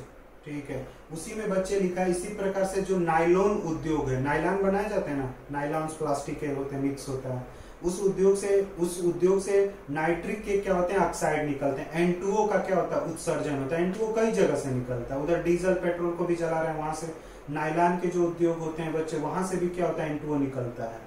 ये ध्यान में रखना है, तुमसे पूछा जाएगा कि नायलॉन उद्योग से कौन सी गैस निकलती है, तो बच्चे ऑप्शन में तुम N2O खोजने की कोशिश करना और देखने की कोशिश करना, ठीक है। सीमेंट उद्योग से कौन सी, कार्बन डाइऑक्साइड। वनों की अगर कटाई से बच्चे प्राकृतिक परितंत्र की CO2 की स्थिरीकरण की क्षमता नष्ट हो जाती है। इसके अलावा वनों की कटाई से कुछ समय तक मृदा से उत्सर्जित होने वाले CO2 की मात्रा में वृद्धि होती है। वनों के कटाई के मुख्य कारण हो सकते हैं बच्चे, यानी जो वनों की कटाई करते हैं बच्चे, तो CO2 जो होता है ना, जो पौधे होते हैं, जो प्लांट होते हैं, वो CO2 को जमीन में क्या करते हैं, फिक्स करते हैं। कार्बन डाइऑक्साइड को पेड़ पौधे लेते हैं बच्चे, ऑक्सीजन हमें देते हैं, तो पेड़ पौधे उस CO2 को क्या कर देते हैं, मृदा में फिक्स करते हैं। स्थिरीकरण मतलब मृदा में फिक्स कर देना। पेड़ पौधे को काट दोगे ना, तो जमीन से भी CO2 की क्या हो जाएगी, मात्रा उत्सर्जित होने लगती है बच्चे। आई बात समझ में? और वनों की कटाई क्यों किया जाता है बच्चे, तो वन संसाधन के दोहन के लिए बच्चे हमें क्या करना होता है, वनों की कटाई करना होता है। जब खनन परियोजना होती है बच्चे, जब माइनिंग किया जाता है तो जंगलों को काटने के बाद ही तो वहां पे हम माइनिंग कर सकते हैं बच्चे। और ये सारी चीजें अगर कर दोगे बच्चे तो CO2 का जो फिक्सन होता है, जो CO2 फिक्स होती है मृदा के अंदर, वो फिक्सन क्या होने लगता है, समाप्त होने लगता है। तो CO2 का पृथ्वी पे जो मात्रा होगी बच्चे, उसमें एक प्रकार से क्या होने लगती है, वृद्धि होने लगती है। और वो CO2 बच्चे बाद में किसके लिए जिम्मेदार हो जाता है, ग्रीन हाउस गैसेस में चला जाएगा। और फिर उसके वजह से क्या होता है, क्लाइमेट चेंज जैसी चीजें भी होती हैं बच्चे। आई बात समझ में। इसी तरह से दूध तथा मांस उत्पादन हेतु किया जा रहा है, दूध और जहां मांस उत्पादन किया जाता है बच्चे, पशुपालन किया जाता है दूध और मांस के लिए बच्चे, उस क्षेत्र से भी जहां पशुपालन होता है ना, वहां से CO2 निकलेगा बच्चे और मीथेन भी निकलेगा। ये इंपॉर्टेंट होते हैं। जहां पशुपालन होता है ना, दूध के लिए भी लोग पशुपालन करते हैं और मांस के लिए, मीथेन निकलेगा ना। गोबर से नहीं मीथेन गैस निकलेगी, गोबर CO2 कार्बन डाइऑक्साइड निकलेगा ना। अरे उस एरियाज में अगर जहां पशुपालन करोगे बच्चे तो जानवर खाएंगे क्या, पेड़ पौधे, वही तो खाते हैं ना, घास पेड़ पौधे। तो अगर वही चीजें समाप्त हो जाएगी तो वहां CO2 की मात्रा बढ़ेगी या नहीं बढ़ेगी, बढ़ जाएगी। और जो कहने का मतलब जो गोबर होता है उधर बच्चे, तो उस गोबर से भी एक प्रकार से मीथेन गैस निकलती है।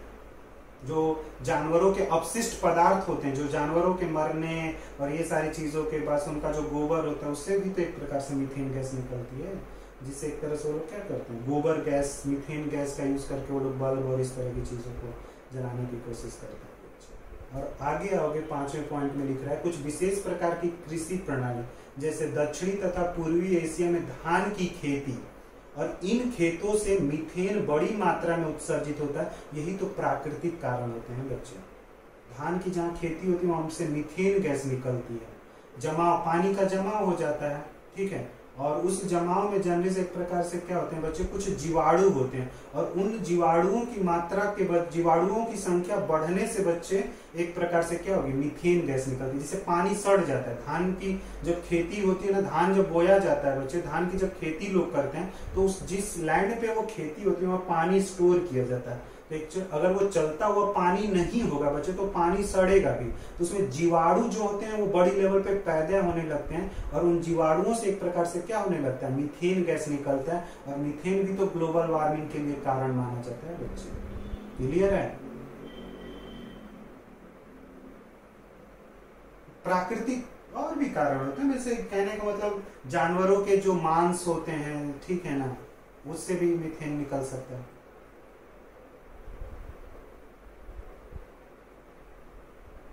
ना सिर्फ धान वाले क्षेत्र में, और जगह पे पानी स्टोर नहीं करते हो ना।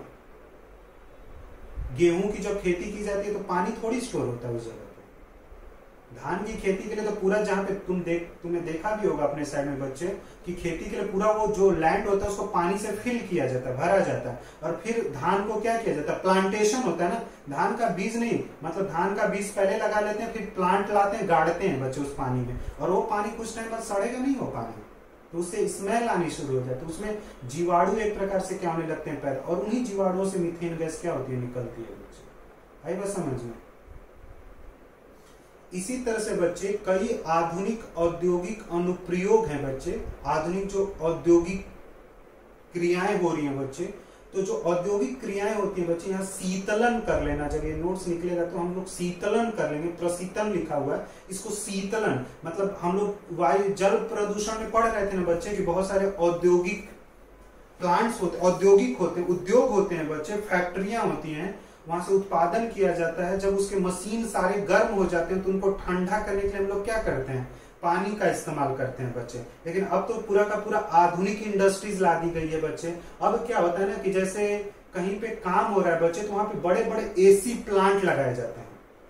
आई बात समझ, उस पूरे एरियाज को ठंडा करने के लिए बच्चे, कूलिंग करने के लिए, कूलिंग के लिए एसी प्लांट लगता है। तो उस एसी प्लांट के वजह से भी तो बच्चे एचएफसी गैसेस निकलेगी, क्योंकि बोला तो ये जा रहा है कि सीएफसी की मात्रा, सीएफसी गैसेस को क्या करना है, एसी रेफ्रिजरेटर में क्या करना है, इनके उपयोग को कम करना है और इसके जगह पे एचसीएफसी गैसेस को क्या करना है, डालना है। होता तो ये भी खतरनाक है बच्चे, एचएफसी भी खतरनाक होती है, लेकिन सीएफसी से थोड़ा सा धीरे धीरे ये, ठीक है ना, पर्यावरण को दूषित करती है। सीएफसी तो बहुत तेजी से कर देती है।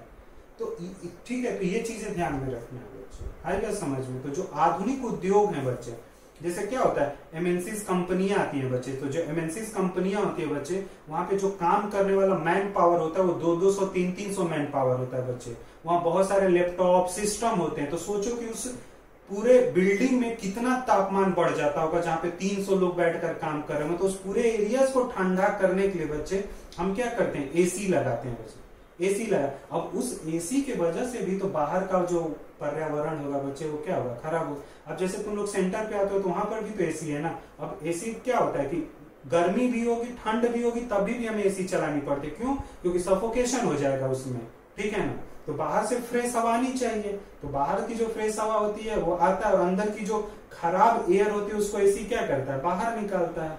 तो अब बाहर का पूरा वातावरण क्या हो गया, गंदा हो गया, अंदर का वातावरण क्या हो गया, क्लीन हो गया।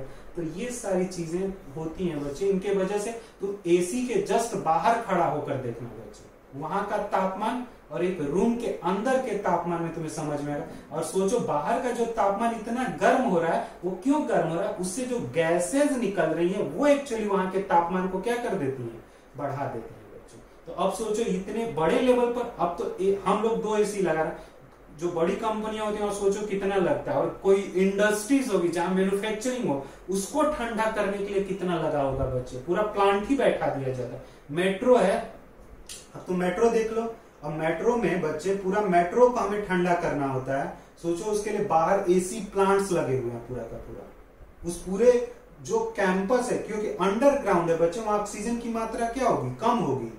पूरा हमारा जो दिल्ली मेट्रो है उसमें अधिकांश मेट्रो तो अंडरग्राउंड चलती है, और अंडरग्राउंड में ऑक्सीजन क्या होगा, कम होगा। तो कैसे ऑक्सीजन को हम बना के रखें बच्चे वहां पे, तो उसके लिए पूरा का पूरा बाहर एसी पावर प्लांट सेटअप किया जाता है, और वो बड़े लेवल पे एचएफसी सीएफसी गैसेस, इसी को आधुनिक जो अनुप्रयोग हो रहा है बच्चे, ये बड़े लेवल पर एक प्रकार से क्या होता है कि ये चीजें एक प्रकार से क्या करती हैं, उत्सर्जित करती हैं बच्चे, एचएफसी। ये भी एक प्रकार का ग्रीन हाउस है। NO2 का जो नाइट्रिक ऑक्साइड है बच्चे, ठीक है, इसको प्रसंस्कृत खाद्य पदार्थों की पैकेजिंग, यानी जो पैक्ड फूड खाते हो ना तुम लोग, ठीक है ना, गए बर्गर ले लिए कहीं से भी स्टोर से, सैंडविच ले लिया, ठीक है, तो जो पैक करता है बच्चे उसमें नाइट्रिक ऑक्साइड डाली जाती है। जो चॉकलेट खाते रहते हो ना आप लोग, चॉकलेट खाते रहते हो, तो चॉकलेट जो पैक्ड फूड है ना बच्चे, वो पैक्ड फूड में उसमें नाइट्रिक ऑक्साइड होता है, इसलिए वो चॉकलेट खराब नहीं होती है, सड़ेगी नहीं। लेकिन वो एक प्रकार से खतरनाक होता है, नाइट्रिक ऑक्साइड तुम कंज्यूम कर रहे हो तो तुम्हें दिक्कत नहीं होगी नाइट्रिक ऑक्साइड की वजह से, तुम उस चीज को ले रहे हो। और नाइट्रिक ऑक्साइड जो होता है बच्चे, जो फूड जहां प्रोसेसिंग पूरा होता है बच्चे, वहां पे ये NO2 बड़े लेवल पे निकलता है। जहां फूड पैकेजिंग होता होगा बच्चे, वहां पे सोचो, पैकेट में नहीं, जहां ये पूरी पैकेजिंग हो रही होगी, जिस प्लांट में पैकेजिंग हो रहा है, वहां से NO2 कितना निकलता होगा, नाइट्रिक के ऑक्साइड कितने निकलते होंगे बच्चे। और वो नाइट्रिक के जो ऑक्साइड होते हैं वो पूरा का पूरा एक प्रकार से क्या कर देता है, ग्लोबल वार्मिंग के लिए रिस्पॉन्सिबल माना जाता है बच्चे। क्लियर हुआ? ये तुमसे पूछा जाएगा कभी भी पेपर में, क्योंकि हमारे पेपर में अप्लाइड क्वेश्चन आते हैं। तो NO2 जो है बच्चे तुमसे पूछेगा कि जो फूड पैकेजिंग होती है, जो फूड को हम लोग पैक करते हैं, फूड्स को पैक जो किया जाता है, उसमें कौन सी गैस निकलती है, जहां पैकेजिंग होती है, पूरी फूड पैकेजिंग होती है, वहां से कौन सी गैस निकलती है, NO2 बताना पड़ेगा। ठीक है, इसी तरह से जो ट्रांसफार्मर होता है बच्चे, या जहां पे ग्रिड सिस्टम होता है, ट्रांसफार्मर क्या करता है बच्चे, वोल्टेज को कंट्रोल करता है। तो बहुत अधिक वोल्टेज है और तुम्हारे घर का पूरा क्या हो जाए, शॉर्ट सर्किट हो जाए, उसको बचाने के लिए क्या होता है, ट्रांसफार्मर होता है। उसमें ना सर्किट लगे होते हैं, जिस सर्किट जो बना होता है वो SF6 का बना होता है बच्चे। और जहां से ग्रिड होता है पूरा प्लांट, जैसे कहने का मतलब हमने इलेक्ट्रिसिटी बनाई, वो इलेक्ट्रिसिटी बनकर कहां पे आएगी, ग्रिड के पास आती है, और ग्रिड से वो फिर इलेक्ट्रिसिटी डिस्ट्रीब्यूट होती है बच्चे। तो जहां ग्रिड होता है वहां पे सर्किट ब्रेक होता है बच्चे, कि बहुत अधिक वोल्टेज आ जाए तो आग ना लग जाए, ब्लास्ट ना हो जाए, इसलिए ग्रिड क्या हो जाए, उड़ जाए। और जब उड़ता है बच्चों उससे गैस निकलती है, SF6 गैस होती है उसमें, जो ग्रिड बनाया जाता है, जो ट्रांसफार्मर में ब्लास्टिंग, हाँ जो सर्किट होता है ट्रांसफार्मर में जब ब्लास्टिंग होगा ना, ट्रांसफार्मर जब उड़ेगा तो उससे धुआं निकलता है, उसमें गैस होती है बच्चे, वो SF6 ही होते हैं। आएगा समझ में? जो ट्रांसफार्मर में फ्यूज होते हैं वो उड़ते हैं, ये SF6 होता है। आएगा समझ में? क्लियर हुआ? ये तुमसे पूछेगा बच्चे पेपर में, ये अप्लाइड इसी तरह के क्वेश्चंस पूछे जाते हैं। ठीक है, कि जो सर्किट ब्रेकर होता है, ठीक है, जो सर्किट ब्रेकर्स होते हैं, सर्किट ब्रेक, जो ब्रेक सर्किट को बचाने के लिए, पूरे सर्किट ना खत्म हो जाए उसके लिए ब्रेकर होते हैं, वो किसका बना होता है? SF6 का बना होता है। ये बताना पड़ेगा तुम्हें पेपर में। आई बस समझ, SF6 के होते हैं। ट्रांसफार्मर में इसका यूज होता है, ग्रिड में एक प्रकार से क्या होता है, यूज होता है बच्चे। आई बस समझ में? तो ये चीजें हमने देखा बच्चे। आगे जब आओगे बच्चे तो जो क्लाइमेट चेंज है उसके नियंत्रण हेतु अंतरराष्ट्रीय स्तर पे कौन कौन से प्रयास हो रहे हैं बच्चे। क्लाइमेट चेंज बहुत तेजी से हो रहा है, जलवायु परिवर्तन बहुत तेजी से हो रहा है, तो जलवायु परिवर्तन को किस तरह से नियंत्रित किया जाए, इसके लिए इंटरनेशनल लेवल पे क्या क्या प्रयास किए जा रहे हैं। तो इंटरनेशनल लेवल पे क्लाइमेट चेंज को कंट्रोल करने के लिए UNFCC लाया गया था बच्चे, United nation framework convention on the climate change लाया गया था बच्चे। अब UNFCC का जो कन्वेंशन, जो एक ट्रीटी है बच्चे, ये कब आई थी? तो 1992 में पहला अर्थ समिट हुआ था, रियो अर्थ समिट बोला जाता है। ठीक है, यानी पृथ्वी के ऊपर जो परिवर्तन होने शुरू हुए थे बच्चे, उससे लोग अब परेशान होना शुरू हो गए थे, घबराहट सी होने लगी थी कि ये क्या हो रहा है, कि ऐसा तो नहीं कि पूरा मानवीयता ही समाप्त हो जाए। तो उसके लिए रियो अर्थ समिट हुआ था। तो तुमसे पेपर में पूछा जा सकता है बच्चे, रियो अर्थ समिट कब हुआ था? तो वर्ष 1992 ध्यान में रखना है बच्चे। जो रियो अर्थ समिट हुआ था, इस रियो अर्थ समिट को कराया किसके द्वारा गया था? UN के द्वारा, यूनाइटेड नेशन के द्वारा, UN के तत्वाधान में ये आपका क्या हुआ था? रियो अर्थ समिट हुआ था बच्चे। और यहीं पे क्लाइमेट चेंज को लेकर समझौते हुए थे बच्चे। ठीक है, क्लाइमेट चेंज को लेकर समझौते हुए थे और ये समझौता 94 में आ गया था UNFCC। और 1995 में सभी देशों ने इस सम्मेलन UNFCC को क्या किया था? और UNFCC जो है बच्चे, उसको कोप भी बोलते हैं, जो हर वर्ष क्या होता है? कॉन्फ्रेंस ऑफ पार्टीज होती है।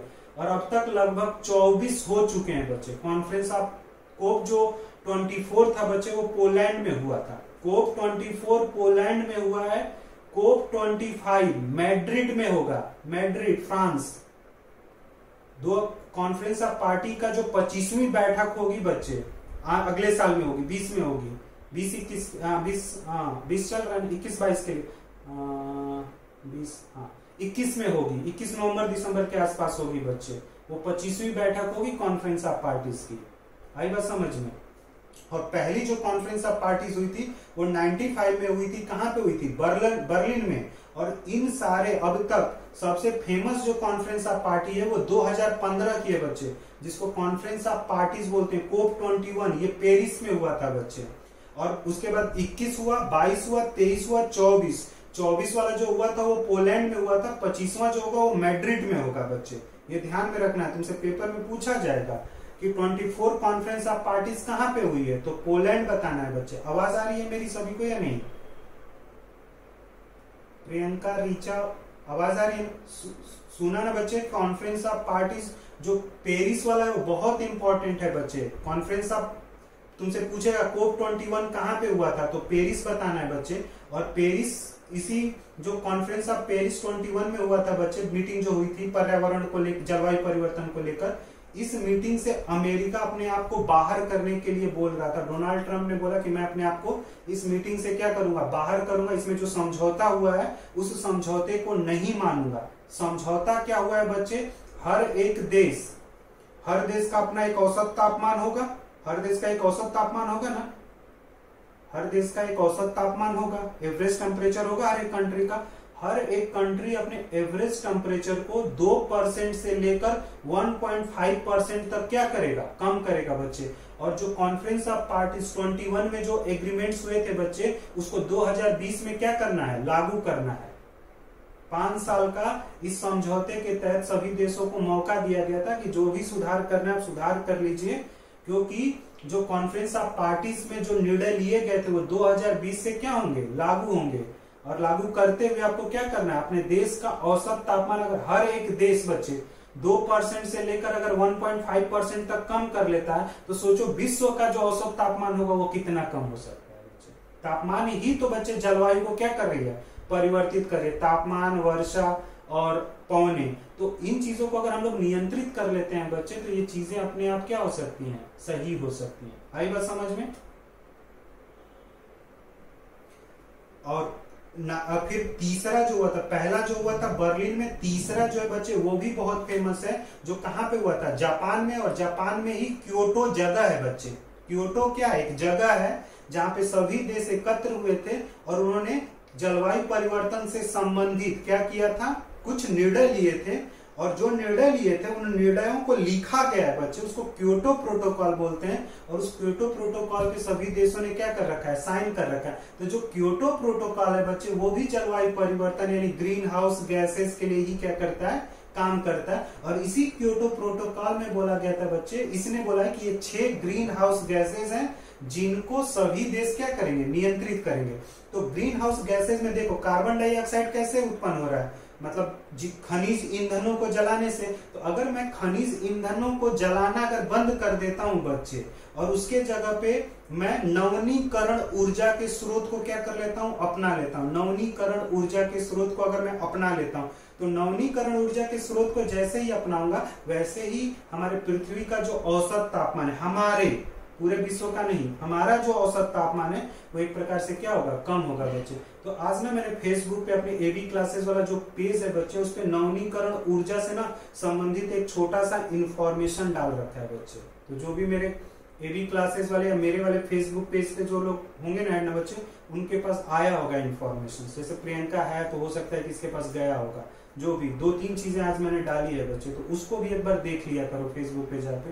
तो वहाँ पे नवीनीकरण ऊर्जा के मैंने बता रखे हैं बच्चे की क्या क्या चीजें, नवीनीकरण ऊर्जा के कौन कौन से स्रोत होते हैं बच्चे, ठीक है। कितना कितना हम लोग नवीनीकरण ऊर्जा के स्रोत के द्वारा ऊर्जा का क्या करेंगे, उत्पादन करेंगे बच्चे। तो ये चीजें क्या करना है, ध्यान में रखना है बच्चे। तो क्योटो प्रोटोकॉल का कंसेप्ट कब आया, तो कॉन्फ्रेंस ऑफ पार्टी जो 3rd हुआ था बच्चे, उसमें एक प्रकार से तुम्हारा जो है ये कंसेप्ट निकल के आया था बच्चे। तो ये ध्यान में रखना है बच्चे। आई बात समझ में। क्योटो प्रोटोकॉल में यूएनएफसीसी के अंतर्गत यह संधि 97 में लाई गई थी। तो जो क्योटो प्रोटोकॉल है बच्चे वो यूएनएफसीसी के अंतर्गत ही आया था। कब आया था, 1997 में। लागू कब हुआ है बच्चे, 2005 से। तो जो क्योटो प्रोटोकॉल है बच्चे, उसके प्रावधानों को 2005 से क्या कर दिया गया है, लागू कर दिया गया है। सभी देशों को क्योटो प्रोटोकॉल में जो चीजें बताई गई हैं उनको एक प्रकार से क्या करना है, मानना है, अपनाना है बच्चे। तो ये चीजें जर्नलिस्ट क्या करना है, ध्यान में रखना है बच्चे। और देखो, और ये यूएनसीपी का जो 3rd आर्टिकल है बच्चे, उसमें एक सीबीडीआर का सिद्धांत है। सीबीडीआर का मतलब है बच्चे कि जो जलवायु परिवर्तन है, जो क्लाइमेट चेंज है, उस क्लाइमेट चेंज के लिए सभी देश सामूहिक जिम्मेदारी लेंगे बच्चे। सभी देशों को जिम्मेदारी लेना है। ऐसा नहीं कि सिर्फ विकसित देश जिम्मेदार होंगे, विकसित और विकासशील देश सभी क्या होंगे, क्लाइमेट चेंज को लेकर क्या होंगे, सामूहिक जिम्मेदार है। तो सभी देशों को जलवायु परिवर्तन से संबंधित क्या करने पड़ेंगे, कार्य करने पड़ेंगे बच्चे। तब जाकर ये चीजें क्या हो सकती हैं, मैनेज हो सकती हैं बच्चे। इतनी चीजें क्लियर हैं बच्चे। नेक्स्ट आओगे तो क्योटो प्रोटोकॉल में विश्व के 41 समृद्ध तथा औद्योगिक रूप से विकसित देशों को 6 ग्रीन हाउस गैसेस 6GHG मतलब ग्रीन हाउस गैसेस की कटौती के लक्ष्य दिए गए हैं। ये गैस निम्न है। कौन से ग्रीन हाउस गैसेस हैं, CO2, CH4, N2O, HFC, ये PFC लिखा हुआ है तो इसको CFC कर लेना, ध्यान में रखना। PFC कुछ नहीं होता है, CFC होता है HF6। इन गैसेस का जो उत्सर्जन होता है बच्चे, इन उत्सर्जन में हमें क्या करना है, कटौती करना, क्योंकि इन्हीं गैसेस के वजह से ग्लोबल वार्मिंग हो रहा है और फिर वो ग्लोबल वार्मिंग और ग्रीन हाउस इफेक्ट जो है वो क्लाइमेट चेंज जैसी चीजों को क्या कर रहा है, तैयार कर रहा है, निर्मित कर रहा है बच्चे। और ये जो गैसेस हैं ये एक तरह से इनका जो उत्पादन होता है या इनका जो उत्सर्जन होता है बच्चे, वो खनिज ईंधनों को जलाने से होता है, जीवाश्म ईंधनों को जलाने से होता है। तो उन खनिज ईंधनों को अगर हम लोग नियंत्रित कर लेते हैं, यानी खनिज ईंधनों के जगह पे नवीनीकरण ऊर्जा के स्रोत, यानी सौर ऊर्जा के द्वारा ऊर्जा का उत्पादन किया जाए, पवन, ठीक है, लघु जो जल परियोजनाएं होती हैं बच्चे, उनको अगर लागू कर देते हैं तो अपने आप प्रत्यक्ष और अप्रत्यक्ष रूप से क्या हो जाएगी, इनमें कटौती आ सकती है बच्चे। इसीलिए तो तुम देखो पहले टेम्पो चलते थे बच्चे, अब उनका जगह धीरे धीरे ई रिक्शा ले लेगा। क्यों? क्योंकि ई रिक्शा क्लीन ऊर्जा के क्या है, स्रोत हैं बच्चे। जो ऑटो चलते हैं बच्चे, उन ऑटो में भी एक प्रकार से क्या होता है, कंप्रेस नेचुरल गैसेस होती हैं, उस सीएनजी से भी पर्यावरण प्रदूषित होता है, लेकिन धीरे धीरे पर्यावरण पर उसका प्रभाव पड़ता है बच्चे। ये चीजें क्या करना है, ध्यान में रखना है बच्चे। आई बात समझ में आप लोगों को? ठीक है। और इन सभी देश अपने लेवल पे धीरे धीरे इनमें क्या करेंगे, कटौती करेंगे, धीरे धीरे ऊर्जा के साधनों को आप क्या करें, परिवर्तित करें। एक चीज और भी आता है बच्चे, कहीं कहीं पे ना तुम्हें कार्बन ट्रेडिंग की बात होगी। एक्चुअली इन चीजों को जो हम जलाते हैं तो इनमें से कार्बन भी बहुत बड़ी मात्रा में निकलता है। तो अगर कोई देश, ठीक है, हर देश को बोला गया है कि कितना आप कार्बन का उत्सर्जन कर सकते हैं, उससे अधिक अगर आप कार्बन का उत्सर्जन करेंगे तो आपको कार्बन क्रेडिट करना पड़ता है, यानी ऊर्जा के कुछ साधन आपको खरीदने पड़ेंगे बच्चे, ठीक है ना। जैसे हर एक देश को बोला गया है, हर देश को निश्चित किया गया कि आप इतना ही कार्बन का उत्सर्जन कर सकते हैं। उससे अधिक कार्बन का उत्सर्जन अगर करेंगे तो बहुत सारे देश आपको क्या करेंगे, नियंत्रित करने की कोशिश करेंगे। तो हर एक देश को बताया गया कि कार्बन का उत्सर्जन इतना ही करना है। तो अगर कोई देश का टारगेट मान लेते हैं कि, ठीक है ना, किसी देश को मान लो कि मैंने दे रहा कि आप 10% का कार्बन का उत्सर्जन कर सकते हैं। अब उसने क्या किया, वो 10% का कार्बन का उत्सर्जन न करके वो 2% तक कार्बन का क्या कर रहा है, उत्सर्जन कर रहा है। तो बाकी 8% कार्बन का उत्सर्जन तो वो कर सकता है, लेकिन वो नहीं कर रहा। तो वो क्या कर सकता है, 8% उसका कार्बन है वो दूसरे देश को बेच कर उसे क्या कर सकता है, पैसा ले सकता है। इसको कार्बन ट्रेडिंग बोलते हैं।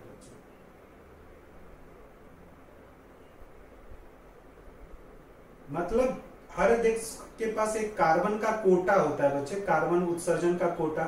वो अपने कोटा से अगर कम उत्सर्जन कर रहा है तो बाकी जो कार्बन का कोटा उसके पास बच रहा है बच्चे, वो दूसरे देश को क्या कर सकता है, बेच सकता है, ठीक है। और बेचकर उसे क्या कर सकता है, कार्बन क्रेडिट, या फिर उसको व्यापार में एक तरह से एक्सचेंज के रूप में क्या कर सकता है, यूज कर सकता है। तो कार्बन क्रेडिट भी होती है, इसका एक एक्सचेंज भी है टोक्यो में। जैसे हम लोग शेयर मार्केट के लिए बॉम्बे स्टॉक एक्सचेंज है, नेशनल स्टॉक एक्सचेंज है, उस तरह से कार्बन क्रेडिट भी होता है, उसका भी एक एक्सचेंज सेंटर है जो टोक्यो में है। हाँ प्रियंका क्या बोल रही थी? हाँ हाँ हाँ, उतना मतलब एक लिमिट दिया गया है, उससे ज्यादा अगर करना है तब तो खरीदना पड़ेगा बच्चे। लिमिट से ज्यादा अगर तुम्हें कार्बन उत्सर्जित करना चाहते हो बच्चे, तुम्हें चाहिए ऊर्जा के कुछ जिससे कार्बन उत्सर्जित हो, तब तो फिर तुम्हें खरीदना पड़ेगा। तुम्हारे पास बच रहा है तो तुम उसको बेच सकते हो। तो बहुत सारे देश क्या कर रहे हैं, वो तो अब तो देखना, उसका तो देखना पड़ेगा। मेरे को भी आइडिया नहीं कि कितना इन्होंने कोटा हर कंट्री को दे रखा है बच्चे, ठीक है। वो बहुत डिटेल में थोड़ा सा हो जाता है। हाँ हाँ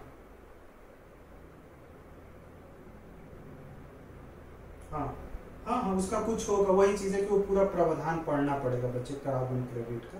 तो वो हाँ, बस तुम्हें ये पता होना चाहिए कि जिन देशों का पास, ठीक है ना, वो कोटा बच जाता है अपने कार्बन का, वो उस कोटा को क्या कर सकता है, विकासशील देशों को बेच सकता है, ठीक है। और उनको बोला जाता है कि आप स्वच्छ एक प्रकार से क्या करें, ऊर्जा के स्रोत लाएं, क्लीन, जहाँ पे वेस्टेज ना निकले। जैसे सोलर ऊर्जा है बच्चे, सौर ऊर्जा के द्वारा अगर ऊर्जा का उत्पादन किया जाता है तो उससे वेस्ट नहीं निकलता, अपशिष्ट पदार्थ नहीं निकलते हैं बच्चे, ठीक है। पवन ऊर्जा है बच्चे, टाइड है, ज्वार का भी इस तरह से ऊर्जा में इस्तेमाल किया जाता है।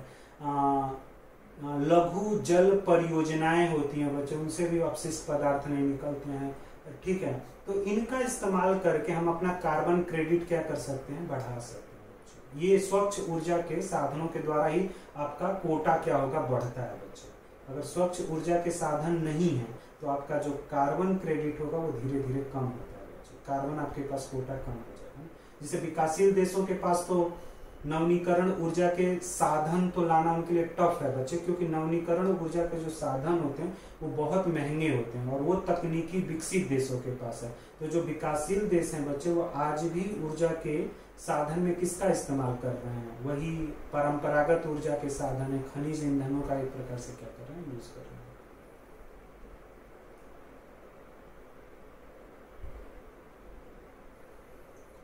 अगला इसी में टॉपिक में तुम लोग देखोगे बच्चे कि अंतर्राष्ट्रीय स्तर पे जलवायु परिवर्तन हो रहा है, ठीक है, उसके लिए क्या क्या चीजें की जा रही हैं बच्चे, ठीक है ना। और ठीक है, भारत अपने स्तर पे स्वच्छ ऊर्जा के लिए क्या कर रहा है, क्योंकि स्वच्छ ऊर्जा होगा बच्चे तभी जलवायु परिवर्तन को रोका जा सकता है। जलवायु परिवर्तन को नियंत्रित करने में स्वच्छ ऊर्जा का बहुत बड़ा योगदान होता है। तो भारतीय परिदृश्य में बच्चे, ठीक है ना, जो स्वच्छ ऊर्जा है बच्चे उसके 7 स्रोत माने जाते हैं कि अगर इन 7 स्रोतों का इस्तेमाल किया जाए तो जलवायु परिवर्तन एक प्रकार से क्या हो सकता है, नियंत्रित हो सकता है बच्चे, ठीक है। जलवायु में जो परिवर्तन होता है नियंत्रित हो सकता है। जैसे पवन ऊर्जा का इस्तेमाल करें बच्चे, सौर ऊर्जा का इस्तेमाल करें, जैविक ऊर्जा मतलब घरों में जो हम लोग खाद्य पदार्थ यूज करते हैं ना, सब्जियां उब्जियां, तो जो सब्जियों का वेस्टेज होता है उससे भी ऊर्जा बनाई जा सकती है बच्चे। आई बात समझ में। ज्वारीय ऊर्जा मतलब समुद्र में ज्वार आता है बच्चे, टाइड आता है ना, उसमें भी बड़ी ताकत होती है, उससे भी तुम क्या कर सकते हो, ऊर्जा बना सकते हो। छोटी जल विद्युत परियोजनाएं जिनका 25 मेगावाट तक क्षमता है, यानी 25 मेगावाट से कम के जल विद्युत परियोजना को स्वच्छ ऊर्जा में क्या किया जाता है, रखा जाता है बच्चे। कोयला पर भी आधारित हम लोग कुछ स्वच्छ परियोजनाएं क्या कर सकते हैं, ला सकते हैं। और परमाणु ऊर्जा बच्चे, ये चीजें हैं बच्चे।